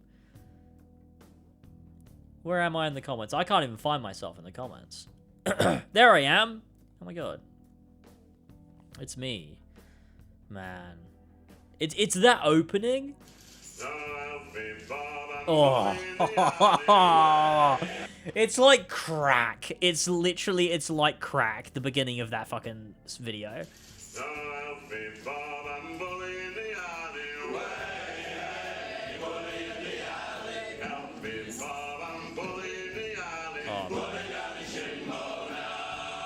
Oh, I love it. I love it so much. It's just the nostalgia of that AC marathon. I love it so much. That streamer played Game Duel. That was so fucking funny. We did that for hours. It was actually stupid how long that went on for. You need to recreate that video. I do. I need to get a bunch of burly men together and do it. It'll be great. Well, that's not what I meant. Fucking flip my eyes widen over the surge. That was great, man. It was. I haven't laughed that hard in a long time. That was such a fucking stupid stream. That was such a stupid stream. Oh my god. Okay, I need to wrap things up. It's nearly midnight. And I would like to play a little bit of Death Stranding before I sleep, but I might not. I might just have to go to bed. I don't know. Although it's really hot upstairs. I don't know how Elva's sleeping. I said that we should bring our mattress downstairs into my office because it's I've got my AC. But she's gone to bed now, so I can't do that. If I had like a blow-up mattress, I would sleep right here. But I don't think I have one. Once I have my couch, I'll be sorted. It'll be great. But fuck. Call Tyler for that video. Getting back into AC. I'd love it. Tyler would be super back into AC. Oh my god. Your AC Odyssey Collector's Editions, yeah. What was in the AC Odyssey Collector's Edition? You know what? I'm gonna have a look, because I don't fucking remember. I say that like I ever knew. Was there any point I knew? AC Odyssey Collector's Edition. Did it come with a spear? I feel like they'd be missing a trick not to have it come with the Spear of Leonidas. This one. It doesn't come with a spear. Ooh. Sorry, I just got a shiver there. Pantheon Edition. It comes with a statue. Wow, it doesn't come with a spear? That's crazy. Why not?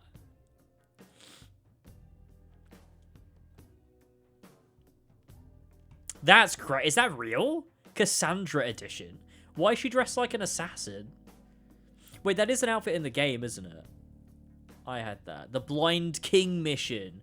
Wait, that's the mission with Xerxes. No. No, wait. It's got something to do with Xerxes, doesn't it? I don't remember. Medusa Edition. Fuck me. Syndicate Edition came with a cane. Did it really? The last one I got was Unity, because that game broke me. That was the original. Oh no, they sold it separately. It didn't come with a collector's edition though. Yeah, and the Hidden Blade, yeah. Yeah, I got the Guillotine edition. That was the last one that I got. This one. No, sorry, that's the Notre Dame. This one. That's the one that I got. Where's my... Arno is in here somewhere. I don't know where though. But yeah, this is the last collector's edition I got. And I hated Unity so much that I decided I was never gonna spend money on one ever again. Which is great. How many editions of this game is this? They had so fucking many. This is Notre Dame, right? No, this is the collector's edition. No, yeah, this is the Notre... No, oh wait. This is the Notre Dame edition. Wow, that's epic. I was thinking about buying a secondhand, like, off eBay, like a sealed AC2 Black edition. I thought that would be cool. These were very cool. I always wanted one as a kid. And you can get them on eBay, and they're quite expensive, but...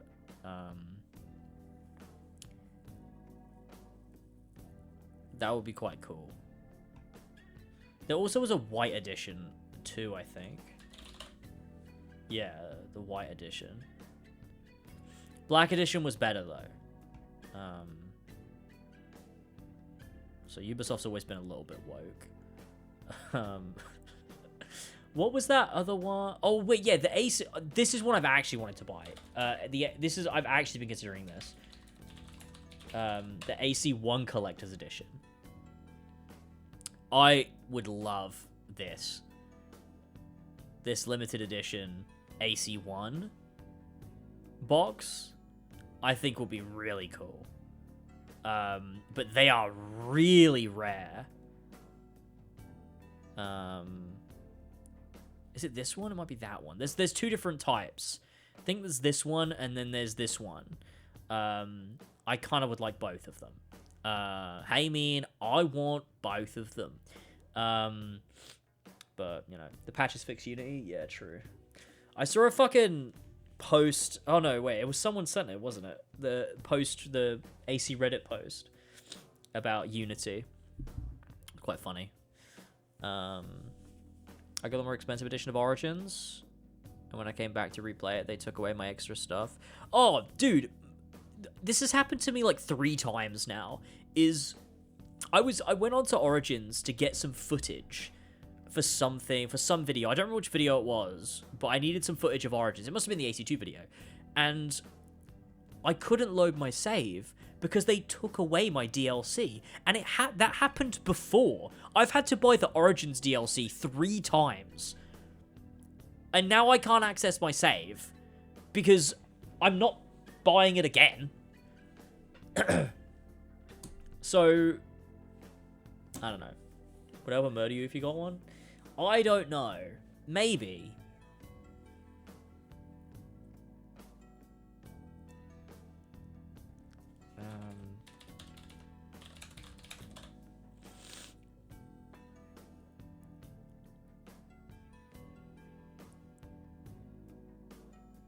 Yeah, I don't know. Oh wait, not necessarily PS3.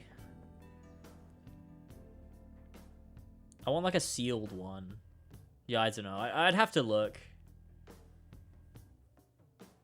I'd have to look around.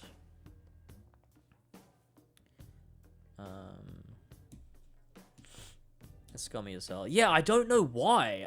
I do not know why. I have had to buy the Origins DLC multiple times. I don't know why that keeps happening.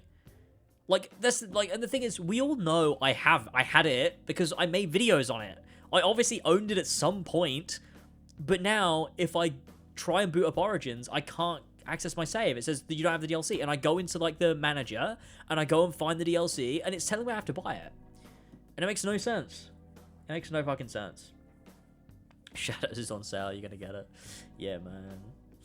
No, the funny thing is, no one even bought Shadows for me this time. Like, last time when Mirage came out, someone bought it and sent me a code, which I still haven't redeemed, but someone did do that. They didn't even do it for Shadows.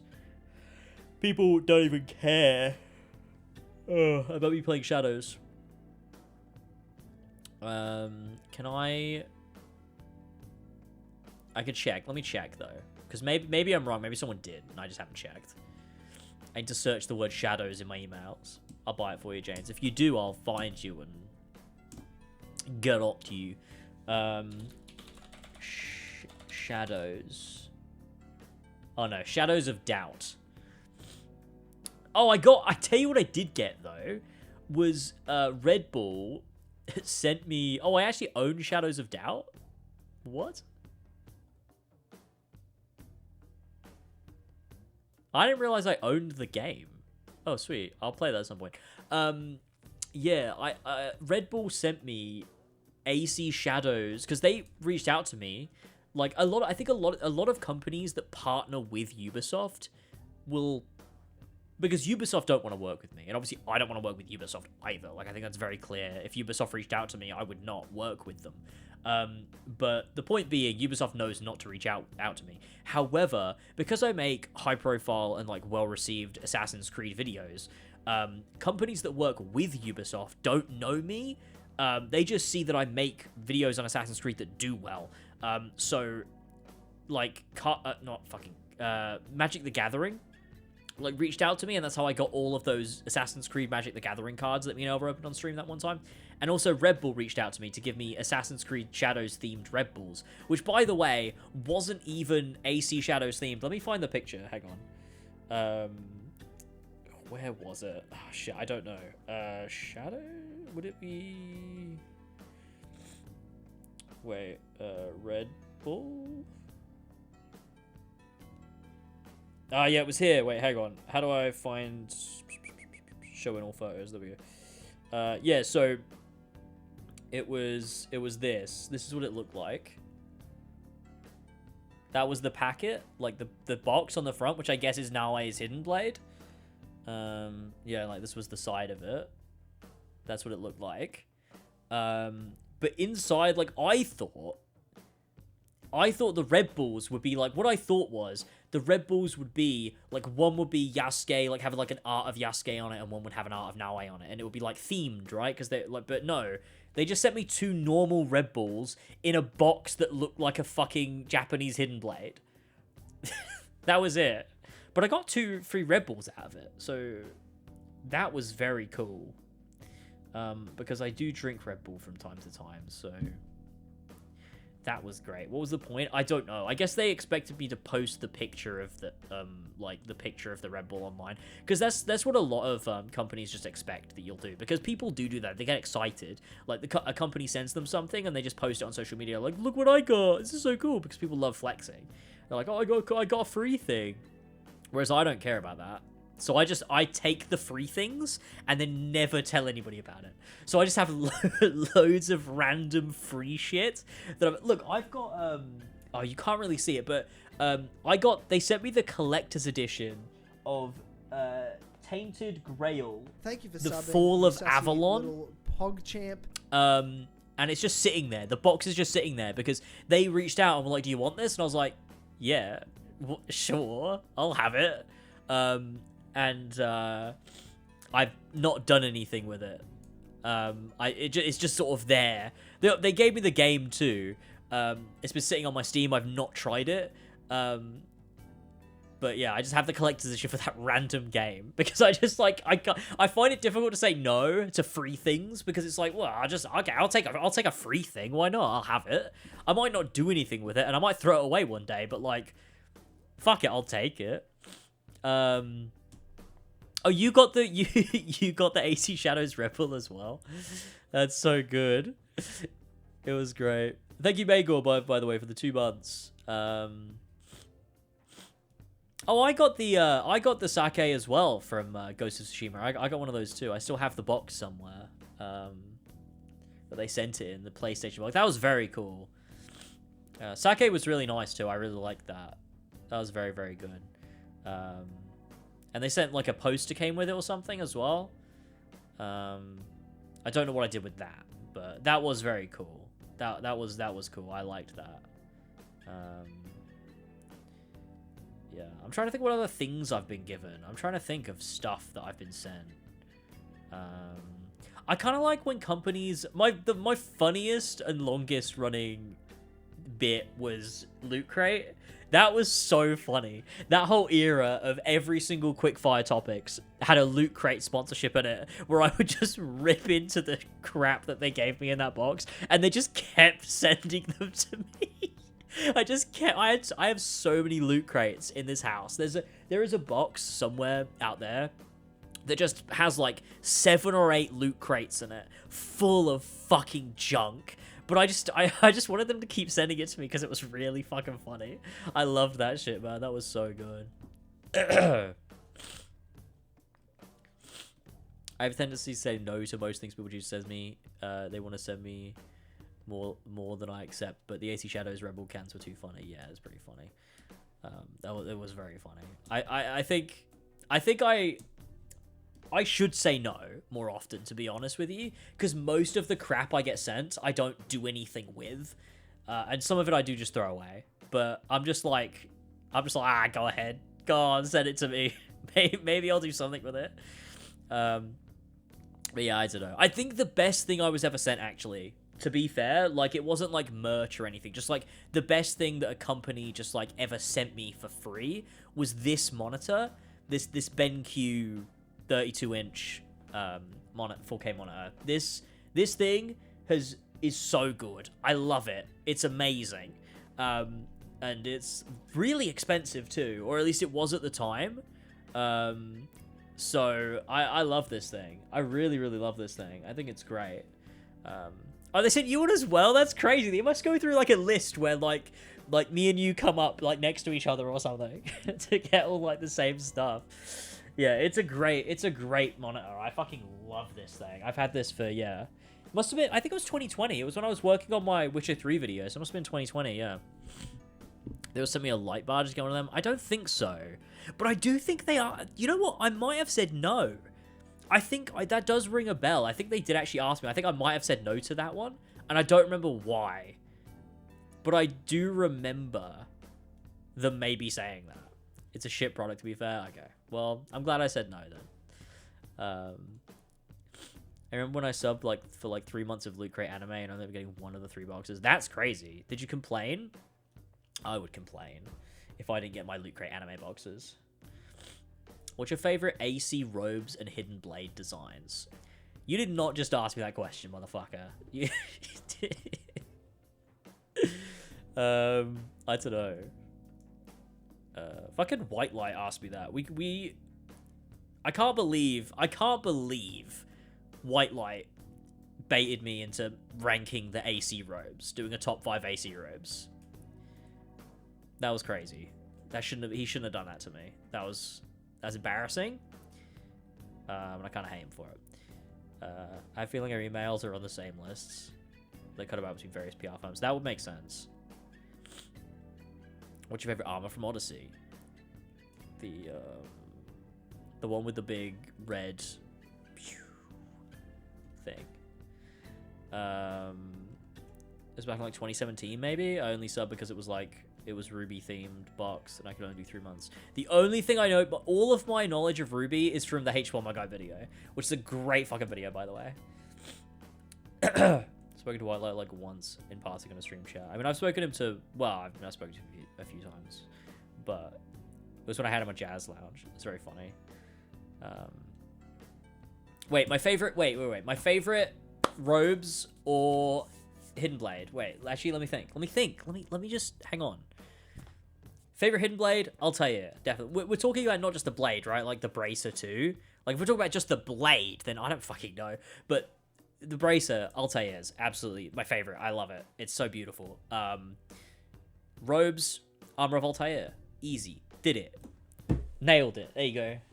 James gets offended by the question that immediately seriously entertains it. I just had to do it. I had to do it. Favorite arc from Valhalla?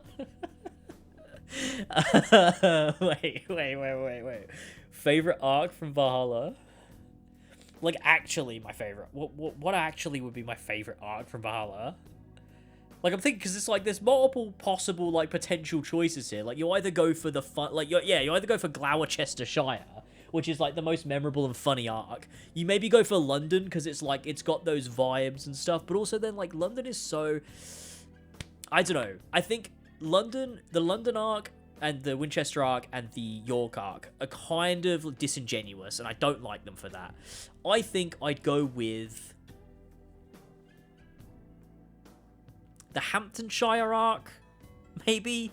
I like how it ends. No, wait, I fucking know. The Vinland. Vinland is the best arc in the game. We all know this.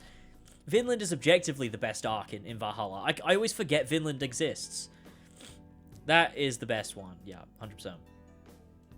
Of course. I was thinking about writing a video on the Vinland arc, like 2 years ago. I think I have it written in my notes somewhere. Was like, I was gonna call it like the best Assassin's Creed RPG is trapped in Valhalla or something like that. I know it was like a working title. It's a bit too wordy, but I don't know. I was gonna talk about how like the way that it handles itself and its progression and pacing and like it's just so good.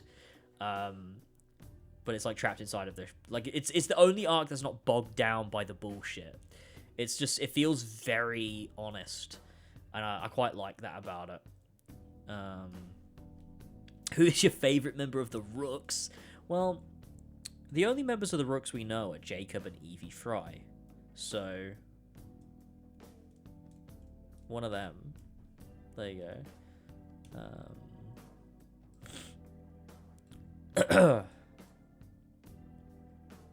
Did you ever speak to Darby after your criticisms of Valhalla? Yeah, I talked to Darby on and off. I used to talk to him a lot more. I think the last time I spoke to Darby was when I put out my Black Flag video.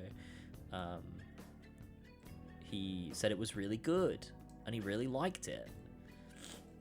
So that was nice. But yeah, it's been a bit. But yeah, Darby said, I think it was a long time ago, Valhalla. But I think Darby basically said, like, Darby, because I was originally working on a Valhalla video, like in the same vein as Odyssey Broke Me. Like, I think it was going to be called Valhalla Deceived Me. And it probably would still be called that now.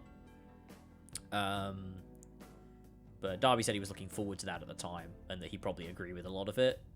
Because he is obviously, like, as an artist, you're going to be very critical of your own stuff, and he obviously is.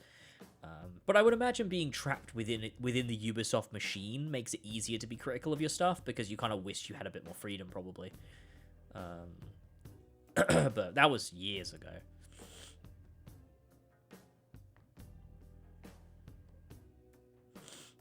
So, you know. Speaking of Darby, I want to play Revelations again. It's my favorite story in the franchise. Yeah, Revelations is a banger. I mean, AC1 is my favorite everything, so let's not, you know, it's... I'm never going to be able to have one of these conversations people where I'm like, oh, I like this is my favorite for this, or this, like, every single thing. You can give me every single thing. AC1's my favorite. There is nothing that is my favorite. Like, unless you're going, like, what's your favorite for naval combat? It's not AC1, is it? But, you know, you know. Everything that can be crossed through every game. AC1's my favorite for all of them. Yeah, I think you can still feel Darby's writing in Valhalla. Like, definitely. It's muted, and it feels like it's being suffocated. But you can feel it. How hyped are you for Intergalactic? The Last of Us Part 2 was the peak of all time. So I'm excited to see what Naughty Dog do. I'm apprehensively, like, interested in it, for sure. I think I'm a little bit concerned.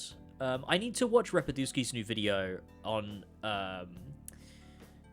Neil Druckmann leaving the show, because I think that might be interesting. He always, like, has a really good spin on things. So I want to watch that video, but yeah, I don't like the way Neil Druckmann's been talking since the show started. I think he's kind of lost the plot, and I hope that him leaving the show to work on Naughty Dog is like this signaling of, like, okay, I need to get my shit together, because he's been saying some mental shit, and also his interpretation of, like, I think the criticism to The Last of Us Part 2 broke him. I really do. I think it broke his fucking psyche. Because you can see a lot of the things they did in, like, we know that a lot of the changes in the show in Season 2, which I've not seen, by the way, but, like, the structure of the season and the way that they changed that is a direct response to the criticism of The Last of Us Part 2. Like, I think Neil doesn't want to be misinterpreted, and he doesn't want people to misunderstand, and I think he's just a bit freaked out. And I think it makes sense for him to step away, because he's got his feelings all tied up in it. Whereas The Last of Us Part 2 is this uncompromising vision that he had, whereas he's had years to stew over the criticism, and I think it's got to him in a negative way. I don't think he should be around it. I think he should just move on to the next thing, and I just hope that the negative criticism of The Last of Us Part 2 doesn't influence Intergalactic too much. But we'll have to wait and see, I guess. I still want to play Rogue or Syndicate. Good. AC1 is my favorite for naval combat explicitly because it doesn't fucking have it. Yeah, okay. Fair, that's pretty fair. Yeah, true. I think that the naval combat in Assassin's Creed has never actually been particularly, like, good. Like, Black Flag is, like, good in spite of it. Well, I mean, the naval combat, it's the existence of the naval combat and the naval element that works into making Black Flag work. The actual mechanics of it are not that fun. Especially after a while. Like, you're kind of like, okay, this is, you know. Let's fucking wrap it up, maybe. It's decent. It works what it tries to do. Yeah. We're always training Kasegawase. I've heard that in my head in Shay's voice. That's crazy. I've only played Rogue twice.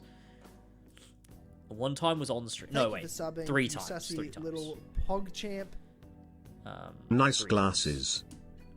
Thanks. Appreciate it, man. I've been whittled down by chat this stream. I'm just glad you didn't mention... I'm glad you didn't comment on my hair. I'm really glad you did not comment on my hair. The glasses I can deal with.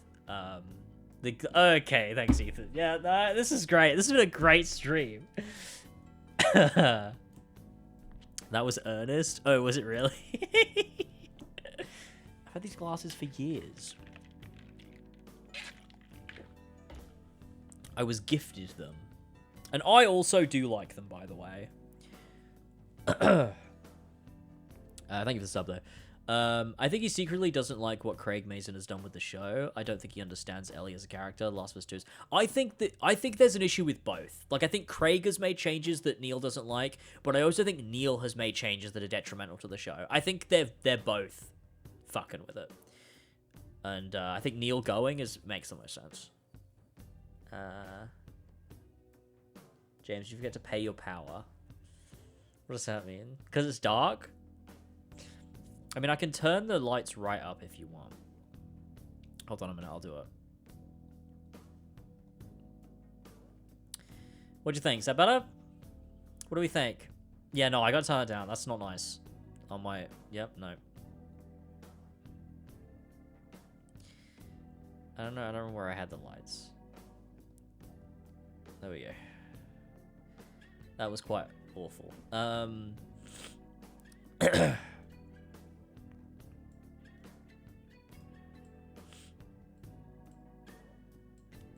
How's the hair holding up, James? I'm gonna slit my throat. What will be the best game with ship combat, not just AC every game? Is there any other game with ship combat? Skull and Bones. That's like, I can't, Sea of Thieves?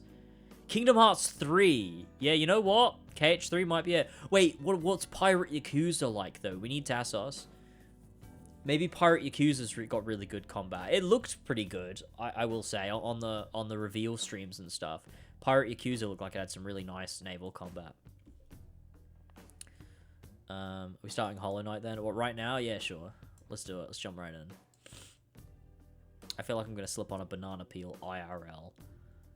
That sounded like I was reading chat. That was actually just a thought in my head. The Last of Us show is laughably bad. I can't imagine the game narrative and dialogue writers was involved compared to the game.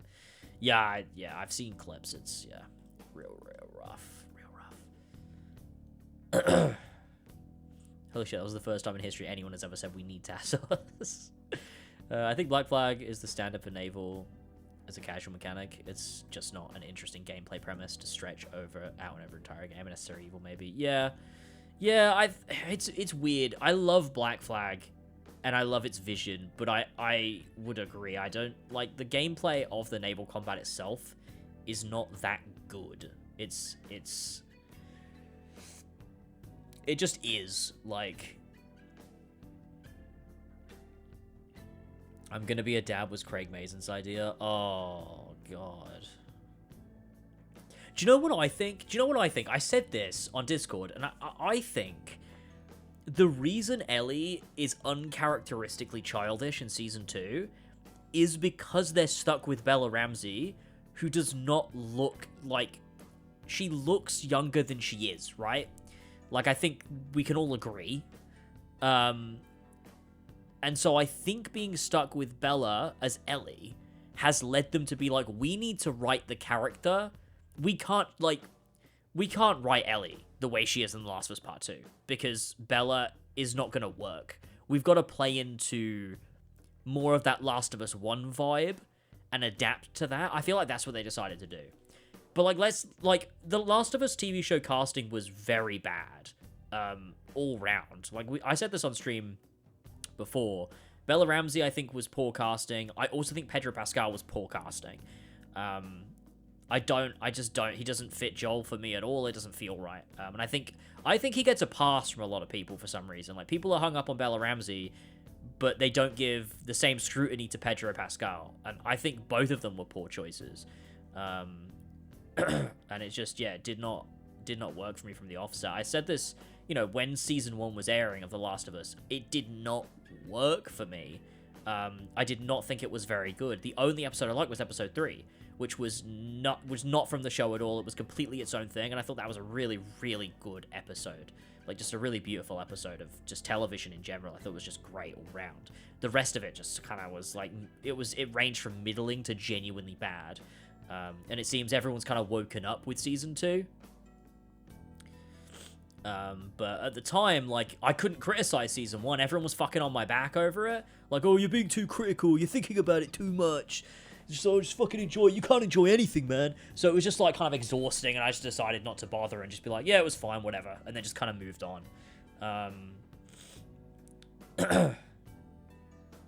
Because I didn't care that much. Like, it just didn't bother me that much. But, it is what it is.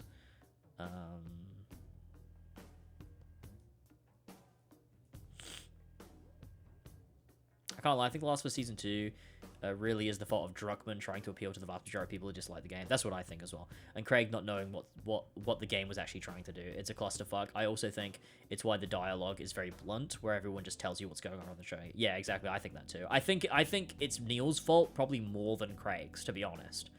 I think tonally it's probably Craig's fault, but I think dialogue-wise and the restructuring, I think it's Neil's fault. I really think Bradley Cooper would have been a great Joel. He did the accent and grows a nice beard. I think it kind of had to be... Do you know what? I think it was a bad idea from the fucking offset, because The Last of Us is designed to be a video game. That's why The Last of Us works so well, because it's playing on video game tropes. Like, the whole idea of The Last of Us... Well, The Last of Us 2 heavily, but The Last of Us 1 as well, is that, first off, it looks like Uncharted in a lot of ways. So it looks similar to a video game series you already know. It plays like a video game, you're playing a video game. But then it's got those realism elements in there, right? And you play the whole game like it's a game, but with a really grounded and serious story with characters and stuff like that. But then you get to the winter chapter, and you realize, oh shit, everyone we've been killing were fucking people. They weren't just nameless NPCs that you shoot and kill and there's no consequence, because it all comes back around. Ellie ends up in this situation because of what Joel's been doing. Joel ends up injured because of what he did before. Like, all of these things come back around, and the situation in the winter chapter is a direct consequence of their actions across the game. It flips everything on its head, and it just completely recontextualizes the way you think about the game. It uses ludonarrative dissonance and goes, oh, this is what you think video games are like, but this is not a video game in the same way. And so, like, that's really interesting. And then that recontextualizes then the final chapter. That's why it hits so hard. When Joel goes on a killing spree in the hospital, that's why that hits hard and is difficult to play if, you have media literacy, because you've already had it recontextualized previously. If you didn't have the winter chapter recontextualizing your actions, the hospital sequence wouldn't really work, because it would still just be a video game. But because it recontextualizes it, it just works. And that's it doesn't work as a TV show because you're not playing it. And it's the same with The Last of Us Part 2, even more so with Part 2. Because the reason Abby works is because you're playing as Abby. It doesn't work if you're just watching it. If you're a passive observer, it just does not work. For some people, it doesn't work anyway. But you're kind of fucking idiot. But like, when it does work, you have to be playing it. Joel does what any father would do. Fire emoji. Yeah, wasn't that what? Wait, what was it? There was the disagreement that, because when Craig talked about the ending of The Last of Us 1, he talked about it in a way that was like, oh yeah, that's spot on what The Last of Us is about. Neil, though, said something mental that just like made no sense. So bizarre. Really, really weird. What videos got coming up? Open Worlds video, which will be fun. Death Stranding, trying to process, KCD2 critique analysis thing, and a few other things. We'll see. Just weird. Like, why does Dina seem more upset than Ellie? Like, Ellie shouldn't be allowed to smile barely at all as soon as as soon as she's in Seattle. But I agree, the show shouldn't have been made. Yeah, the show shouldn't have been made. I fucking like that. What was that argument we had on Discord the other day with Mario about like Dina caring about Joel's death? Like, what was that? I don't remember what that was. What was that whole conversation?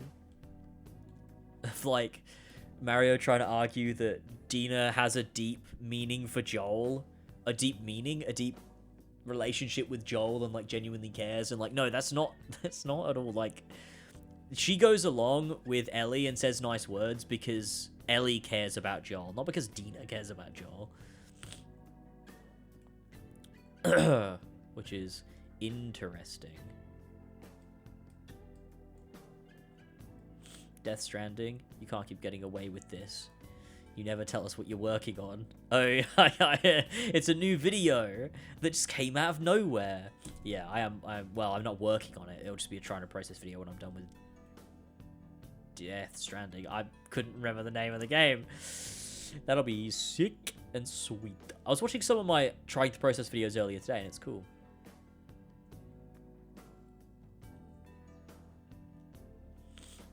It is indeed midnight. Why are we at what? Is it 1:30 in England for you? No. What? Wait. Oh, wait. Where's... Tin Man, where are you from? I can't believe I'm up this late. I wanted to play... I'm not in England. Yeah. Croatia. Yeah, that makes sense. It had to be so. Like, there's a huge part of Europe that's all grouped together in time zone. I'm from Australia, so it's 9:30. Oh, so's Ollie. He's from Australia. One time zone 2 east, yeah. The not so forbidden east. How was the Czech problem? My dad wants to do Prague. It was great. We were only there for 2 days. Or 2 nights. Did not do nearly as much as I wanted to, but we rented a car and drove around. My plan was to go to the Kingdom Come Deliverance locations. We only made it as far as we went to Skalitz and we went to Sasau, but Elva wasn't feeling too well on the first like few days of the trip, and so we just decided like we hadn't got enough. Like I was like, we're probably not gonna make it to all the places I want to go to. It's not worth like pushing on. Let's just go back to the apartment. You can just rest, and we'll come back another time more prepared. But it was fun regardless. Like, we drove around the countryside, which is like, it's so gorgeous. Like, it's interesting driving around because it's like England. Like, you can like it's not so different and like foreign, but like it's slightly different, and the trees are different. And like we were driving down these country lanes and stuff, and like it honestly felt like I was in Kingdom Come, but like on the road. It was great. It was really cool. So it was it was very cool. Like there's like I don't know. It's interesting. How'd you find driving a car with the steering wheel on the wrong side? Yeah, it was the crazy thing to get used to, because not only was it steering wheel on the wrong side, driving on the wrong side, also it was my first ever time driving an automatic, which is the car that we ended up renting. It was just kind of like random, and it was a weird experience because I found it difficult to like stay in the lane. Like all of my muscle memory was just fucked because I had to be very attentive at what I was doing. I had to make sure I was like staying in the lane and remembering what I was doing and my positioning, and it was, and like also like judging the size of the car was difficult because I'm just so used to doing it with my car. Like it's something I just do automatically. I don't have to think about it. I just drive without thinking. Whereas I had to think while I was doing it. But I got used to it. After like, first day was a little bit scary. Second day was like going out, like, driving out of the city, then going onto like a motorway, and then going down all these like country lanes that were like very tight and fast. Was like, it was like trial by fire, really. And I came out the other end of it feeling pretty good. But by the time I got to grips with it, we were already leaving. But it was very cool. It was very freeing. Honestly, it was a really freeing experience to be able to, like, to drive out of the city and then just go through the countryside and, like, park up in this, like, small little village and just get out and wander around and, like, see, you know, like, all these old, like, places and, like, you know, it was so weird driving into Sasau and, like, seeing the monastery from the game and, like, the layout feels similar, like, the way that the town is, like, constructed itself around the river. Like, it just feels very, like, it felt familiar in a weird way. It was such a weird experience, honestly, to just be able to go to a different country and then just drive around. It's like, all this just exists. Like, you could just kind of go wherever you want. It's, I don't know, it's a weird thing to explain. Like, the planet is just open. You can just kind of go anywhere. Which I guess is weird. It's weird because usually, like, when I went to Italy in 2023, it's like, you know, you drive to airport, you get on the plane, you land in place, you get on train to city, and then you stay in the city. And then you do it all in reverse to get back home. Whereas renting a car was like, you land, but then you kind of just have this freedom of, like, you could just go to, like, random places that you didn't plan to go to. And so it becomes like this, you could kind of experience the world in, like, a different way, where, like, you just go sort of wherever you feel and, like, wherever your heart takes you, and, like, you see a place and you're like, let's just stop here. It's like, I never would have seen this. I didn't know this existed. It's so weird. It's weird in Australia for sure. Tyler took us on a hike at the weekend and it was so weird seeing Australian villages. Australian villages. That feels weird. It feels like they don't exist. I feel like you just have Brisbane and Melbourne and Perth and Sydney, and that's like it. Those are the four places. Or West Fort Knott, North Fort Knott, and East Fort Knott.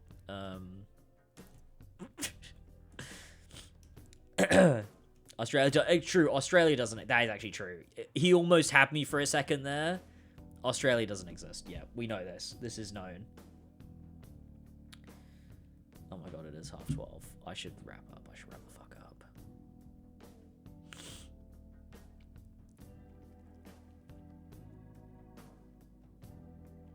up. Still wish you made the full last of 2 videos. I just trying to press this. Yeah, I do too. One day I will make a video on Last of Us Part 2. One day. Oh my god, I need to wrap up. I was gonna wrap up half an hour ago, or maybe even longer. I think I was gonna wrap up an hour ago. I literally think I was gonna wrap up an hour ago. All the images of Australia were actually filmed on the moon. Well, that's where you're wrong, because we never landed on the moon. Actually, that was a hoax too. So moon's not real. Australia's not real. Where the pictures? South America. Maybe Africa. Those places are real, though. But yeah.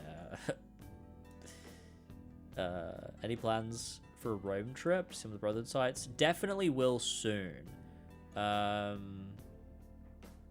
think probably Venice first. Then Rome. Probably. I'm trying to think if there's somewhere else I would want to do first. No, I think I'd probably do that. I think Venice next. I'd like to go see Venice. And then Rome. At some point. I don't know when, but at some point. I am never going to Italy in the heat that I was in this time. Went to Florence though. That was fucked. It was so hot. It was every day was like 37, 38 degrees. It was insane. That shit was killer. I'm never doing that again. That was a mistake. It was fucking wild.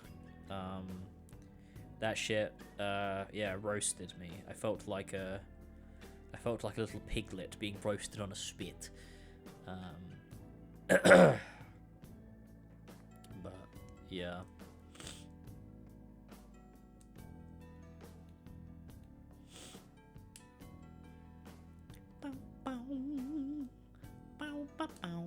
I was in the south of France, it was well over 40 degrees. Yeah, I mean, apparently looking at the weather forecast, it was going to be in Florence like in a couple weeks, like in August, it's going to be 40.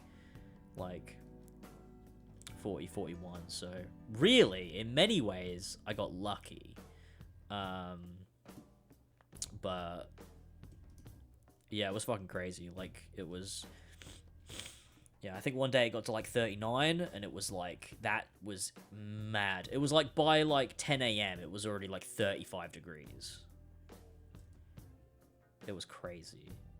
It was fucked up. Like, you would go out and you'd be walking around, and it was like, oh, it was like inescapable too. Because the apartment we stayed in was supposed to be air conditioned, but it wasn't really. That guy was a big fucking liar. It had air conditioning, right? But, like, not really. It was, like, one tiny little vent. Like, he had vents for where I would think air conditioning would come from. But it was, like, 3 of them weren't working. And one of them was just pumping out, like, the smallest amount of cold air. It did fuck all. It was insane. And that kind of sucked. But I suppose it was better than nothing. My car's aircon is broken. Oh, that happened to me a few years ago. When me and Elva went to Bournemouth in 2023, my car's AC was broken. And I don't know why. It took us ages to get it fixed. We just never took it to get it fixed. And it was horrendous driving around with no AC. I don't know why we did that, to be honest with you. It was cooked. But yeah, the heat in Newcastle has been awful. I'm not great with heat. Yeah, it's been really hot here. But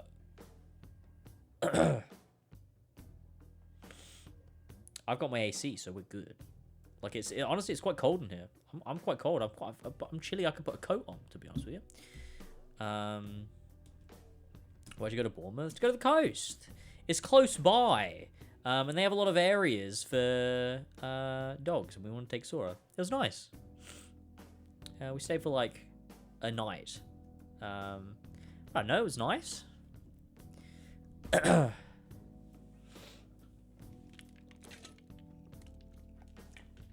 Sora hated it though, actually. He did not like the sand under his feet. We took him on the beach and he just was really mad, actually, that we did that to him. So probably never going to take him anywhere again, actually. He's just a little weird man. Like, other dogs are running up and down the beach, getting in the water, you know, getting stuck in. Sora was just standing next to us sheepishly. Like, can we go, please? He just doesn't like stuff. He just wants to sit at home and rest. It's just so close to me, I never really thought about it. I mean, I've never thought about it either. All I did was when I was like, you know what, I want to go to the coast, and I want to go somewhere, you know, close enough that it's not a super long drive. So I just Googled, like, best dog beaches near me. And then I was like, that one will do. That sounds pretty good. There was, like, it could have been a million places. But that was just the one that stuck out. I was like, okay, cool. And, like, a lot of people on the internet were like, yeah, this one's good. I took my dog here. It was great. Easy to park and stuff. I was like, okay, sweet. But yeah.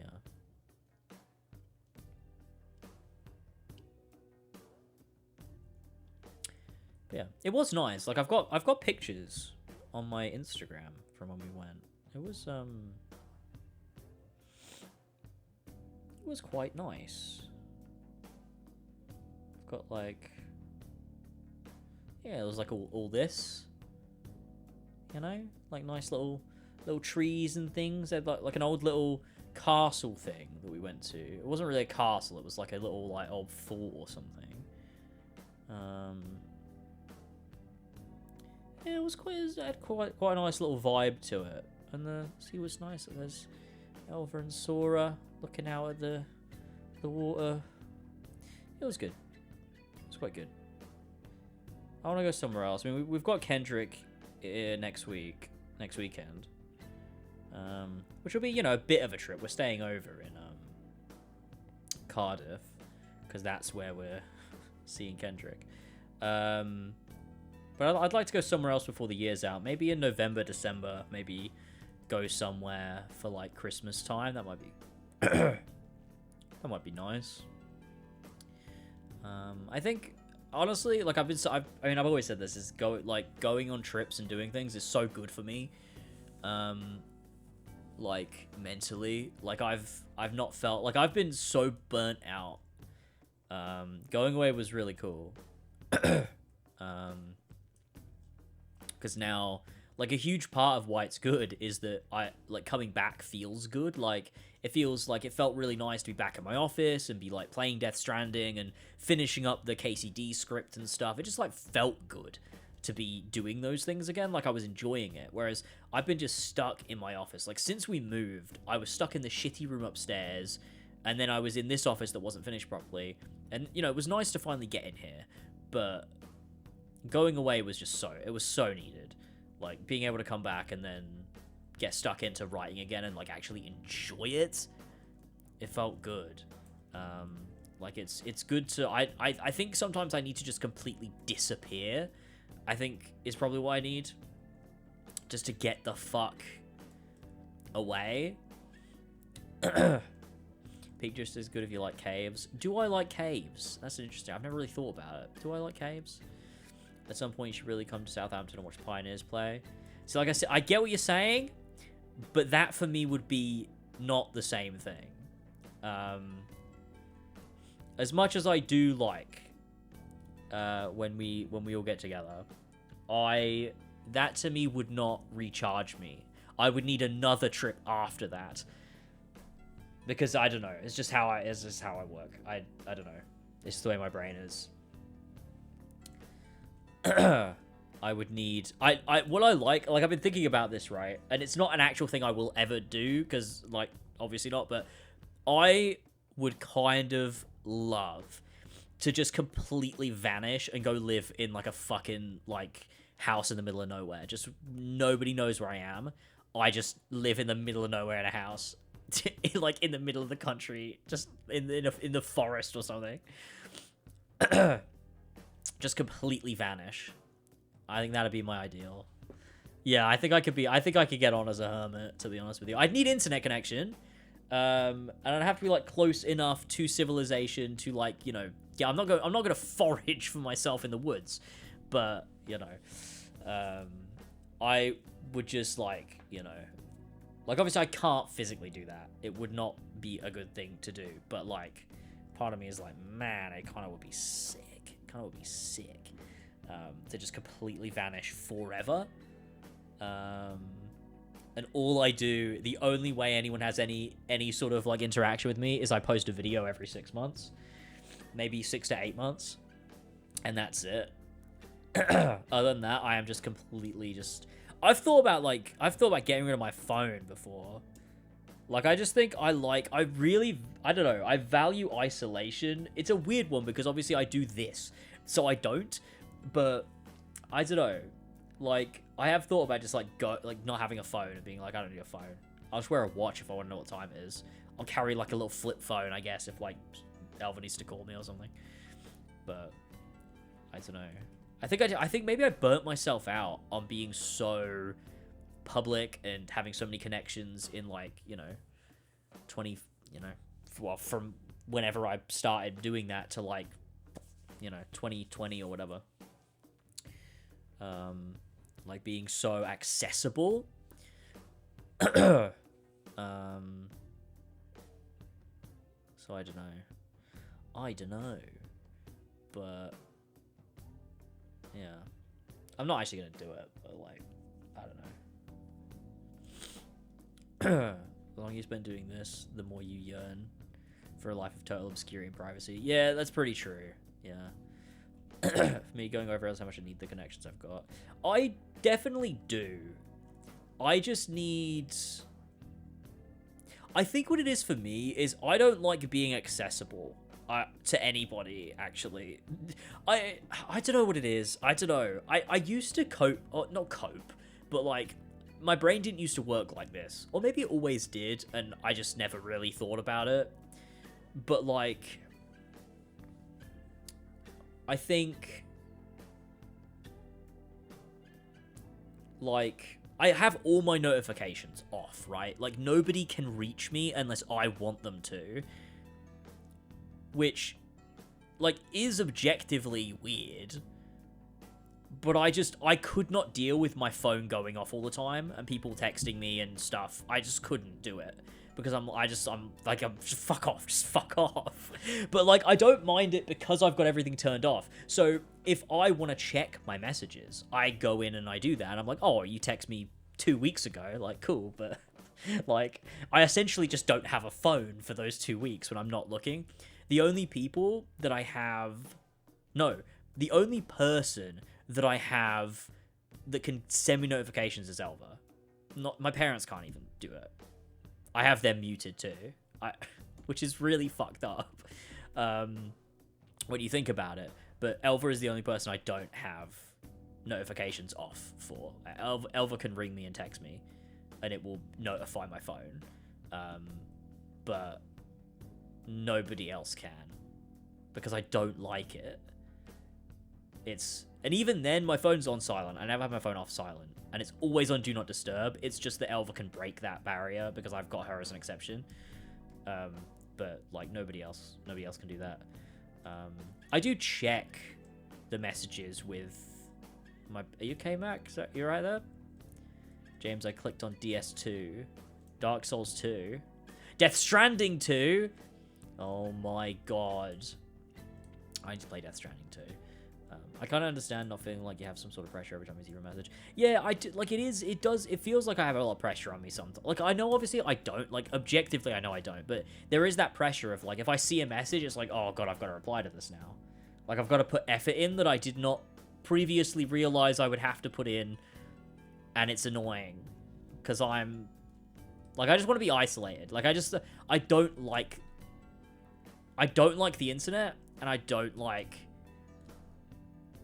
But I do. I like it outwardly. I don't like it inwardly. Like, I like being able to reach out to everything. I think it's great. But you don't do the same. Nobody does the same, alright? Stay away. And so, yeah, I don't know. I'm kind of pessimistic, so every time I receive a message or email, I always expect the worst things. I don't even expect that. I don't like people wanting things of me. I don't know. I'd have to really unpack the way my brain functions to try and figure out why. Yeah, like, I don't know. I guess it's just unexpected things, I guess, for some reason. I don't like that.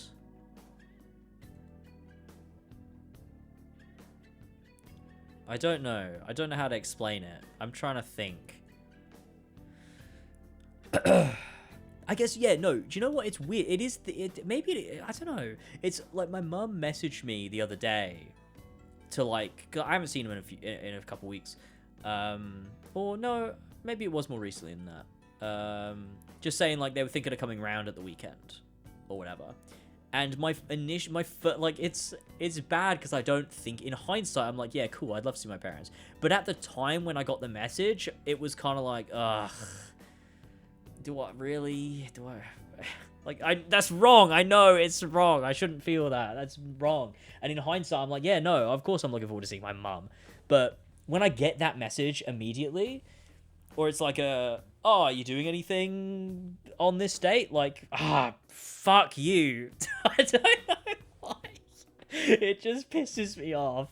It's like people encroaching on my schedule that doesn't exist. I don't know. I'm like that too. There's always a slight sense of anxiety seeing the email or something and the pressure of replying.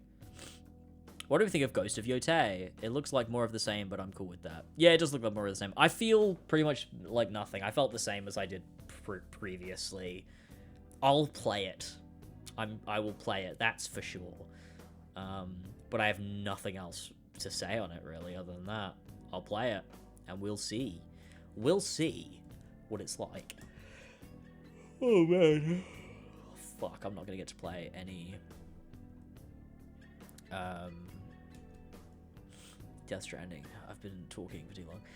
Yeah, the most minor inconvenience in my day. I just kind of feel it's ruined. It's not that I feel it's ruined. It's just annoying. Like, it just annoys. It just irks. I'm like, oh, I don't know. Fuck.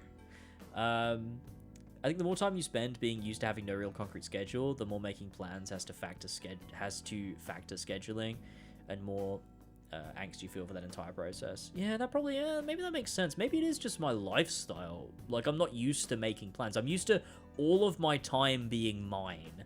Like, all my time is mine, and I can just kind of decide when and where I want to do things. And then if someone wants to make plans, it's kind of like, I'm just kind of like, oh, fuck. Like, but what if I wanted to do something then? Like, now I have to factor all of my time around this thing that has just popped up. And it's like, normally I don't have to do that. Normally I can just fucking do whatever I want, whenever I want, and nothing matters. And having to have a responsibility of like, oh, this has to be at this time is annoying, because I normally don't have to do that. Like, I guess it goes for everything. Like, if I have a doctor's appointment, or if I have to take Sora to the vet, or if I have to, I don't know. I'm trying to think of something else that would have to be scheduled that just pisses me off. I don't know.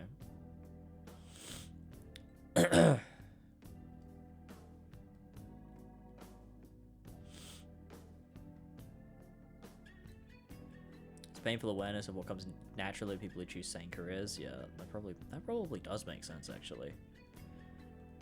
Like, if I have an appointment in the afternoon, I can't relax in the morning till it's done. Oh, I'm like that, 100%. I'm 100% like that. Like, if I know at some point in the day, right, I'm gonna get a phone call, I can't do anything. My day is gone because I'm waiting for the phone call, because I can't just be doing whatever and then, oh, the phone rang, awesome, I'll answer the fucking phone, hello. Like, no, I can't do that. I have to be prepared, which doesn't make any fucking sense, because I'm just as prepared as I would be if I wasn't. It doesn't matter. But I don't know, it's fucked up. I think I did a really good job the other day, though. Yesterday, I had a hospital appointment yesterday at 4 p.m, right? Which normally, I'd be like, oh, can't do anything all day, I've got a fucking hospital appointment. Unfortunately, I can't relax until that's over. I felt fine, actually.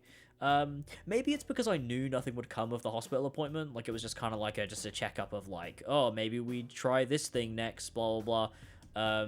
So it was kind of like, okay. I didn't feel much pressure. I don't know. But, you know, I was very on my time as mine, but living with my girlfriend just brought the reality crashing down on me. I think I only got that back when we moved in together, which is obviously different from your situation, like completely different. But being long distance was like, me and Alva like scheduled everything we did, because we were away. Like, it was very, yeah. Maybe that's why I was much better with it, because everything was kind of scheduled. But then, once we moved in together, it was like, oh, freedom. We don't have to worry about that anymore, because we can do whatever we want, whenever we want, so it doesn't matter. And so, yeah, moving in kind of like fixed that, I guess, for me. I try my best to be more social, as it is my specialty. I do find my battery just vanishes. I become very fatigued with the concept of being dehumans hanging over me. Yeah, I definitely feel that too. It's, yeah, it's a little bit tough at times, I find. I much prefer just marinating in my juices, and whatnot. I don't know. Sometimes, like, I don't know, it depends. Sometimes I'm like, man, you know what? I'm feeling quite sociable today. But not most of the time. I'm not. Most of the time I'm like, nah, I'm good. I don't mind it, like, I don't know, because I'm always on Discord. I guess because it's low effort. There's no commitment. Like, I can literally just exit Discord as soon as like I feel like I'm just like, yeah, I'm tired. I could just exit it. Whereas in person, it's you can't just disappear. It's not the same thing at all. I feel like you'd have a different mindset if you had a normal 9 to 5 or whatever. I guess the freedom of doing YouTube and streaming makes it easy to be your own space a lot. Yeah, so it's kind of like a curse, and like a blessing and a curse, I guess. Yeah, if I have a phone call, that's all I'm thinking about till the day's over. Yeah, I'm glad other people think that, because, yeah, I thought that was just weird. Elva doesn't feel like that. Yeah, sure, we did too when we were long distance, but it was like an hour every night. The rest of my night was mine. I could play a game until whenever, or make dinner, or whenever, or whatever. Whereas now, I've got another person to consider, and obviously, it goes vice versa too. Yeah, see, I guess we don't really, I don't know, like, we would, I'm trying to remember. I'm really struggling to remember that era of my life. We'd pretty much Skype, because it was a long time ago, so Skype was the thing at the time. We did move over to Discord eventually, but it was only like the last year of, being long distance, but we'd Skype like all night, pretty much every night, unless one of us was doing something. Like if I was streaming or I had a big video I had to work on, or, you know, I was doing something. I don't know. I don't do anything, so it's not like it's not like, oh, I'm going out with, like, I don't do that. So there was no, like, you know, maybe there was a family event or Horsey and Fox or something. I don't know. But beyond that, like, we really did just spend like every evening together pretty much. Whereas once we moved in, we didn't, because we were with each other all the time. So we could just kind of, like, we gave each other more space. So yeah, I think the one thing that is still annoying is cooking, because I, like, especially on nights when Alva goes to the gym, because she will go at, like, when she finishes work at like 4, and it takes her, like, you know, half an hour to get there. She's there for 2 hours, and then she'll usually go shopping after. And so, like, I'm waiting to cook, and then it's like not like 9 p.m. until we eat, and it's just like really annoying. I just don't like that. It pisses me off. But it's just the way it has to be. Like, you know, it's no one's fault. It's just what it is. But that is annoying, because the one thing that's good, like, I notice there is an element of freedom when Elva visits Ireland, and if I don't go with her, I can just literally cook whenever the fuck I feel like it. Whereas because Elva doesn't cook, I cook. So I have to try and think about her, like, every time I cook dinner, which is a bit annoying. It's annoying. Sure, at that point you cook for yourself and Elva has it reheated.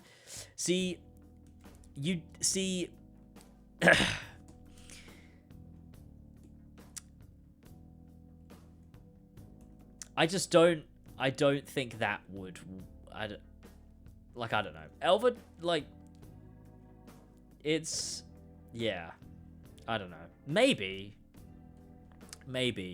Elva's just a bit weird sometimes with,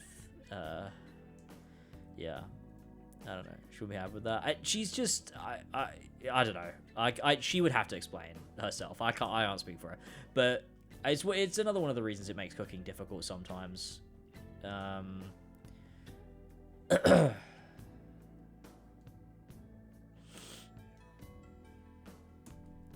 Because Elva doesn't eat a lot, like, which is also stressful for me, because, like, I am the only way, like, if I didn't cook dinner, it's not like if I don't cook, Elva would just cook something for herself. She just would not cook. I think she would wither away and die.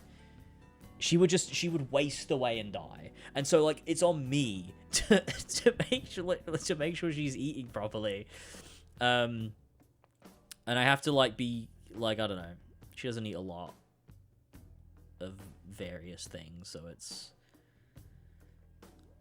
it's difficult for me as a chef. Average girlfriend, yeah, exactly. It's just women in general. She literally, if I didn't cook dinner, she'd just eat fucking cereal or, like, protein bars. Yeah. It's frustrating a little bit, I won't lie, but it is what it is. I don't know. Yeah, it is very common. I've noticed that through TikTok. I have noticed it. It's, yeah. I don't know, because I used to be similar, I think. Like, it's where the whole meme came from about, like, oh, James only eats chicken nuggets. Like, that meme came from somewhere. It must have done. But, you know, I feel like in the last, like, you know, 3-4 years, like, I just kind of eat literally anything. And I like experimenting with cooking and stuff. I find it really interesting. But it's difficult sometimes because I could cook a whole meal where I'm like, oh, this was super interesting to do. And Elle was like, I'm not eating that at all. And it's like, okay, fuck. So now what do I do? And if I don't cook something for her, she won't eat herself. So it's like, I have to do that. It do be like that. Anyway, I've got to make moves. Girlfriend awake now, so my time is no longer mine. What a bitch. You should be grateful for what you have, I think. Hey, I'm gonna give her a big old schmack. Oh, yeah, that too, I think. But yeah, what is this music? This is Final Fantasy VI, isn't it? Yeah, Terrace theme. Oh, I love Final Fantasy VI, man. What a fucking game. God. Okay, let me wrap things up. Fuck. Okay, before I get fucking sidetracked again, I'm so sorry. I was meant to end stream an hour and a half ago. Fuck. I'm closing chat. Thank you for watching the stream, everybody. I love you. I will see you soon in another stream when I stream another thing. Persona 4 is on the horizon, and so is maybe Hollow Knight at some point too. So those are the two things that are possible plans to do. Until then, videos and things. I'll see you on Patreon for more updates because that's where I spend all my time. If you want to catch up with me, it's on Patreon. See you later, everybody. Bye-bye.